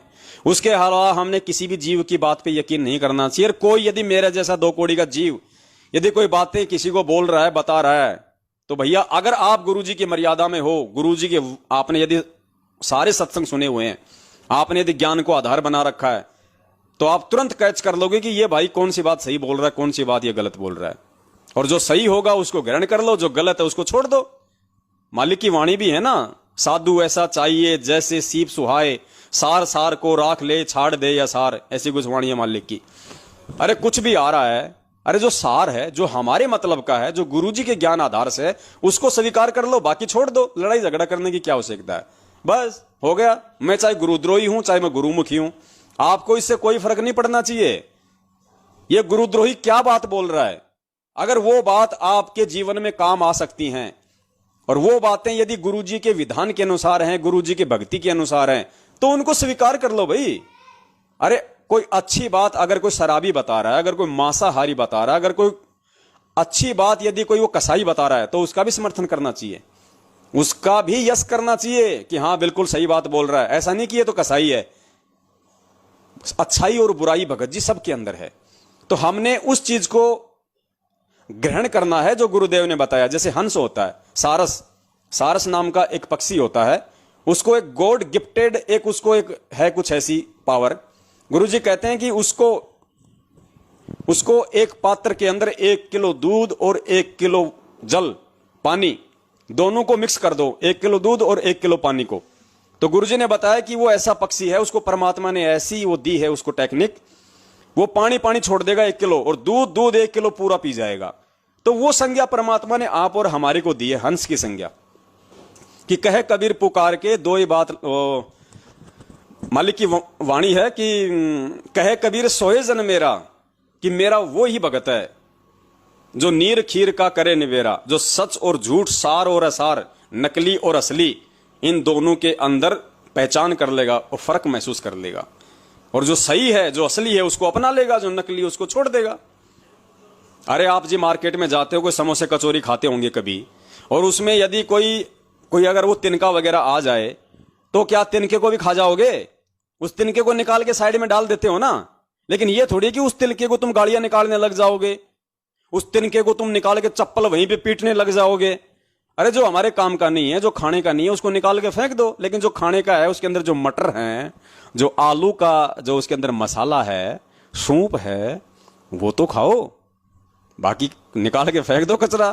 तो पवन दास जो बात बोल रहा है, या दूसरा भगत भाई बहन कोई बात बोल रहा है, या मैनेजमेंट वाला कोई बात बोल रहा है, हम तो ये नहीं कहते कि तुम उनके वीडियो मत देखो, खूब देखो, मैनेजमेंट की सारी बातें सुनो, मैनेजमेंट के सारे वीडियो देखोगे नहीं तब तक तुम्हें मालूम कैसा पड़ेगा कि हम सत्सेवक सही बोल रहे हैं या मैनेजमेंट सही बोल रहा है। तो दोनों तरफ की बातें सुनो, तभी हम जज बनेंगे, तभी हम परमेश्वर की वाणी के अनुसार हम एक भगत कहलाएंगे। कि कहे कबीर सोए जन मेरा, जो नीर खीर का करे निबेरा। और दूसरी वाणी में परमात्मा ने कहा कि भैया पक्षा पक्षी के कारण है सब जग रहा बुलान। पक्षा पक्षी, पक्ष और विपक्ष, गुरुदेव ने कहा कि ये पूरी दुनिया पक्ष और विपक्ष के चलते भूल में पड़ी है। पक्षा पक्षी के कारण है सब जग रहा बुलान, निष्पक्ष होके हरि भजय सोहे सतगुरु सुजान। सोहे संत सुजान, कि मेरे इस मार्ग में पक्ष और विपक्ष से दूर होके जो निष्पक्ष होके जो मेरी भक्ति करेगा। अब निष्पक्ष कौन होगा भगत जी? निष्पक्ष वो होगा जो ज्ञान आधारी है, निष्पक्ष वो होगा जो सही और गलत का फैसला करना सीख गया, निष्पक्ष वो होगा जो पहचान करना सीख गया कि कौन मेरा गुरु भाई है और कौन मेरे गुरु का द्रोही है, कौन सतगुरु एजेंट है, कौन काल का एजेंट है। तो ये निर्णय करेंगे तब तो हम भगत बनेंगे। अब अभी तक यदि हम यही निर्णय नहीं कर पाए, इतने ऑडियो वीडियो सत्संग सुन के, ये दास जो राम कहानियां सुनाता है सारी गुरुदेव के ज्ञान आधार से बताता है, गुरु जी के सत्संगों को सामने रखता है भगत जी। अब बोलना तो मेरी मजबूरी है, अगर गुरु जी के सत्संगों को सीधे सीधे अगर हम उनको समझ जाते तो मुझ दास को फालतू में अपनी जीभ दुखाने की क्या आवश्यकता थी भगत जी। लेकिन वो सत्संग हमें क्या कहना चाहते हैं, गुरुदेव सत्संग के माध्यम से हमें क्या समझाना चाहते हैं। अब गुरु जी ने बताया कि बच्चा स्कूल में जाता है तो माँ बाप ने उसको पुस्तकें तो लाके दे ही दी। अब वो बच्चा ही अगर इतना ज्ञानी होता तो स्कूल जाने की जरूरत क्या थी, पुस्तकों को घर पे पढ़ लेता कि इसका क्या मतलब है। लेकिन वो नहीं निकाल सकता मतलब, इसलिए वो बच्चा स्कूल में जाता है, वहां पे उसको टीचर पढ़ाते हैं। तो इसी प्रकार जितने भी जो ये धर्म ग्रंथ हैं, गीता, वेद, कुरान, पुराण, ये यहीं थे, हमारे घर में रखे थे। कहीं भी जाओ मार्केट में 150 रुपए की लिया, कौन सी बड़ी बात थी। लेकिन हम इनको नहीं पढ़ सकते थे, नहीं जान सकते थे इनके मर्म को, इनके रहस्य को। इसलिए उस परमपिता परमेश्वर सतगुरु रामपाल जी महाराज जी को एक सतगुरु, एक टीचर की भूमिका में यहां आना पड़ा, हमारे को पुस्तकें पढ़ाने के लिए, उनके रहस्य को, उनके तत्व को समझाने के लिए। अब उस पूज्य गुरुदेव जी ने जो सत्संग कर दिए वो संगत के समझ में नहीं आ रहे, तो गुरुजी के सत्संगों के रहस्य को समझाने के लिए, उस मर्म को समझाने के लिए परमात्मा ने यह साध संगति का प्रोग्राम रखवाया है। इसलिए भगत जी हम तो यहां 2-2, 3-3 घंटे बैठ के अपनी सेवा देते हैं, वरना हमारे कोई सिर में कोई दर्द थोड़ी है भगत जी। 3 घंटे यहां मैं बोलूंगा, उससे अच्छा खाना खा के अपना मंत्र करूंगा, 1 घंटे भगवान का सत्संग सुनूंगा, आराम से सोऊंगा। मुझे क्या जरूरत है मेरी फोटो को देखने की सामने इस मोबाइल में? मुझे आप थोड़ी दिखाई दे रहे हो, मैं तो अपने आप को देख के भोंक रहा हूं। तो ये क्यों कर रहे हैं भगत जी? हम इस चीज को थोड़ा हमने विचार करना पड़ेगा, इस चीज को हमने सोचना पड़ेगा, समझना पड़ेगा। कौन गुरुद्रोही है, कौन गुरुमुखी है? गुरुजी देशद्रोही हैं या गुरुजी पूरे देश की धरोहर हैं? इस चीज को भगत जी हमने उनके विचारों से ही जानना पड़ेगा, उनके विचारों से ही हमने उनकी पहचान करनी पड़ेगी। तो सुनिए पूज्य गुरुदेव जी का ये सत्संग, और इस सत्संग में परमात्मा ने जिस तरह से हमारे को समझाया है बड़े प्यार से, हमने निष्कर्ष निकालना पड़ेगा आज वर्तमान की इस धर्म संकट वाली स्थिति में, जो काल प्रेरणा से सतलोक आश्रम मैनेजमेंट हरियाणा वालों ने संगत में पैदा कर रखी है, संगत को गुमराह कर रखा है, ऐसे ऐसे कुकर्म करवा दिए जो गुरुजी के ज्ञान के विपरीत है। संगत बेचारी पूरी तरह से कंफ्यूज हो गई, क्या सही है क्या गलत है। एक तरफ तो गुरुजी कहते हैं ये काम नहीं करना, दूसरी तरफ ये गुरुजी के लोग ये हमारे को पीले पर्चे निकाल के दे रहे हैं, ऐसी ऐसी ऑडियो ला के दे रहे हैं। अब हम तो पूरी तरह से हम भ्रमित हो गए, हम गुरुजी के सत्संगों की माने या इन पीले पर्चों की माने, क्या करें क्या ना करें। पुण्यात्माओं, इसी धर्म संकट वाली स्थिति से जो बाहर निकलेगा उसी को परमात्मा ने हंस बताया, उसी को परमात्मा ने एक विवेकी भगत बताया, एक ज्ञान आधारी आत्मा बताया। और वो ज्ञान आधारी आत्मा, वो हंस, वो विवेकी भगत वो ही बन सकता है जो इधर उधर की बातें ना सुन के केवल अपने पूज्य गुरुदेव जी के सत्संगों को आधार बनाएगा। और सत्संगों को संगत आधार नहीं बना पा रही थी, इसीलिए उस बंदी छोड़ ने इस 2 कौड़ी के जीव, इस कुत्ते पवन दास को संगत में खड़ा किया। और आज लोग समझने लगे हैं पुण्यात्माओं, आज आप जो लोग जुड़ रहे हो, 500 लोग, 250 लोग, 2 5 हजार लोग, जो आप ये जो मतलब लाइव देखते हो, ये पुण्यात्माओं आज से पहले लोग नहीं देखा करते थे। 7 साल से तो मैं अकेला भूख रहा था। आज इस दास के साथ में मेरे भाई बहन जुड़े। इतने संघर्ष के बाद पिछले 7-8 साल से ये दास भूख रहा है। दास ने अकेले ने गाड़ियां खाई, दास ने अकेले ने इनके उलट खाए, इनका वो जुल्म सहा। 7 साल से मैं अपने बच्चों को लेके 6 महीने कहां, 2 महीने कहां, 1 साल कहां भटक रहा हूं। क्यों भटक रहा हूं भैया? मैं भी अपनी भक्ति करता आप लोगों की तरह आराम से बैठ के। मैं भी इन कुकर्मियों को मुंह से कुछ नहीं बोलता, चाहे किसी की बहन बेटी को छेड़े, चाहे किसी भगत को लूटे, मुझे क्या मतलब था। लेकिन मेरी जिम्मेदारी थी, मुझे समझ में आ गया था कि मेरा बाप कौन है और मेरे बाप का क्या मिशन है। और समझदार होने के बाद में एक बच्चे का अपने बाप के प्रति, एक गुरु का अपने शिष्य के प्रति क्या फर्ज होता है, मैं उस शिष्य धर्म को निभाने के लिए पिछले 7 साल से खड़ा हूं। संगत से मुझे आज भी कोई लेना देना नहीं है। आप लोग ना मुझे अपनी भक्ति दे सकते, ना मैं आपको अपनी भक्ति दूंगा, लेकिन ये मेरा एक शिष्य धर्म है। और एक भगत भाई होने के नाते मेरी जिम्मेदारी बनती है कि छोटे भाई यदि कुमार्ग पे वो चल पड़े किसी दूसरे व्यक्ति की कुसंगति में, तो जो उनका जो बड़ा भाई होता है उसकी जिम्मेदारी बनती है कि वो अपने छोटे भाई को सही रास्ते पे लाए। तो मैं तो खाली अपने गुरुजी के प्रति और अपने भाई बहनों के प्रति जो मेरी जिम्मेदारी बनती है आध्यात्मिक, मैं तो उसका निर्वाह कर रहा हूं निस्वार्थ रूप से, बिना किसी लोभ लालच के, निस्वार्थ रूप से। भाई मेरा इसमें कोई लोभ लालच नहीं है। तो ये हम सबको निभानी चाहिए। तो पिछले 7 साल से तो दास अकेला निभा रहा था, कोई साथ में नहीं था। 1-2 ऐसे आते थे सूरमा, आंधी की तरह आते थे, 2-4 दिन रहते और तूफान की तरह वापस भग जाते थे। लो जी, बन गया सत्सेवक। अब परमेश्वर की आत्माएं टिकने लगी हैं, अब परमात्मा उनको दृढ़ करने लगे हैं। तो भाई 7 साल से तो दास अकेला भूख रहा है। ये तो आप लोग पिछले 6-7 महीने से तो जुड़ने लगे हो।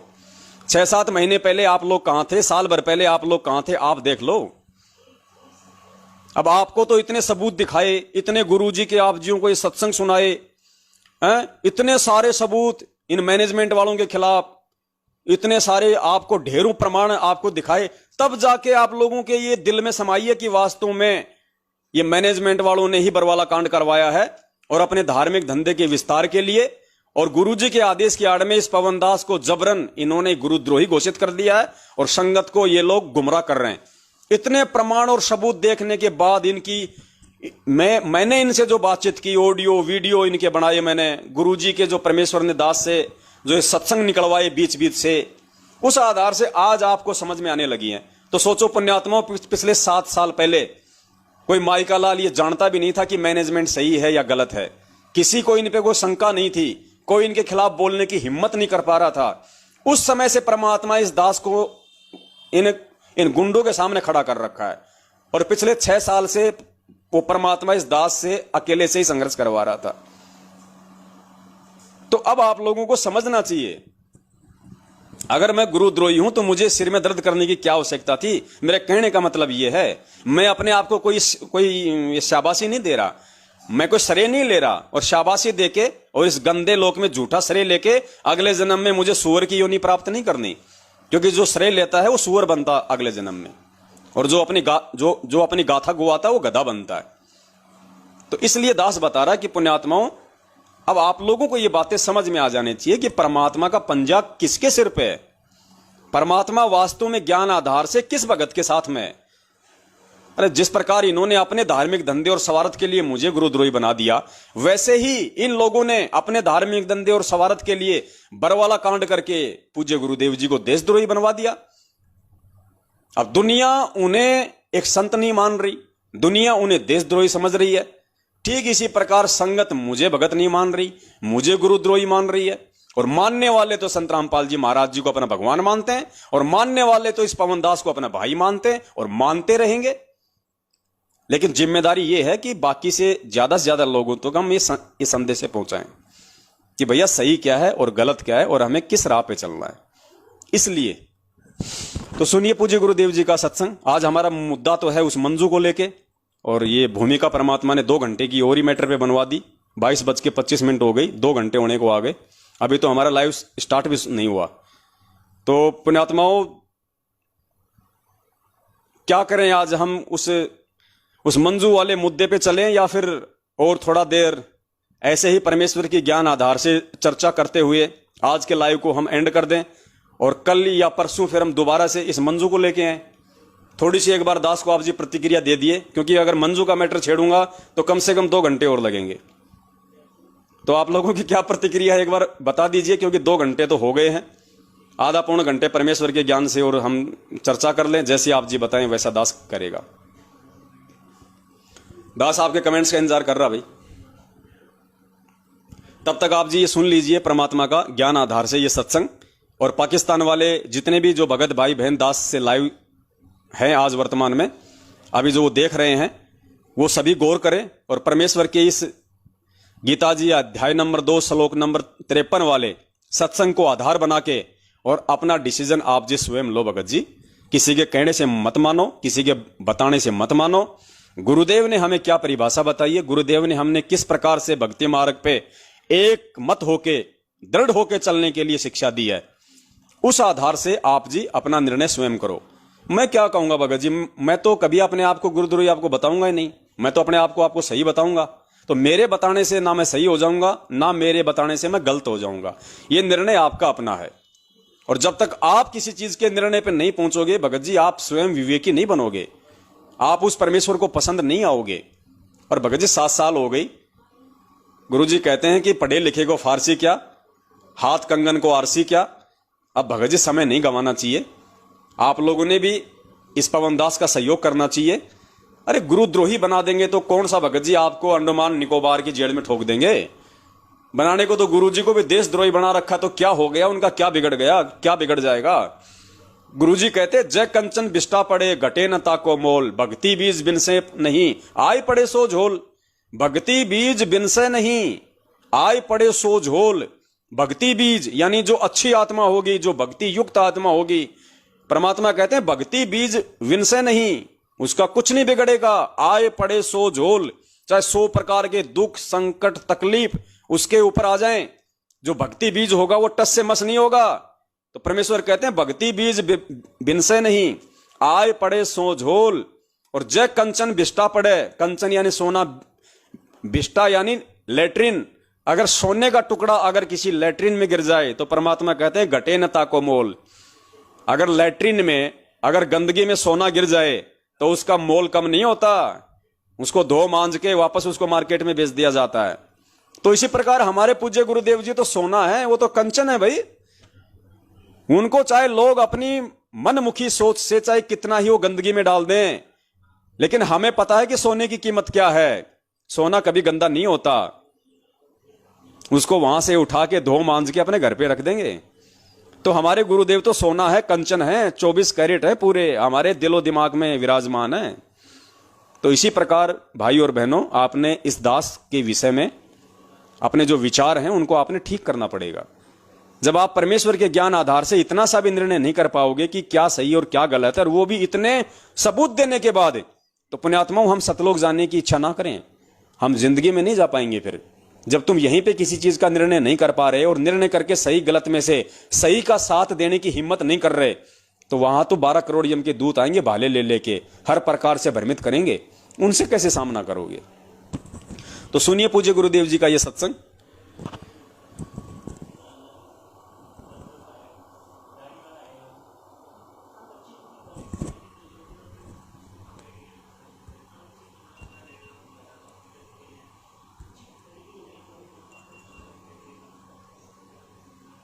जब तक हम जागृत नहीं होंगे, स्वयं अपनी आंखों नहीं देखेंगे सदग्रंथों को, हम निर्णय कैसे करेंगे कौन गलत है कौन ठीक है।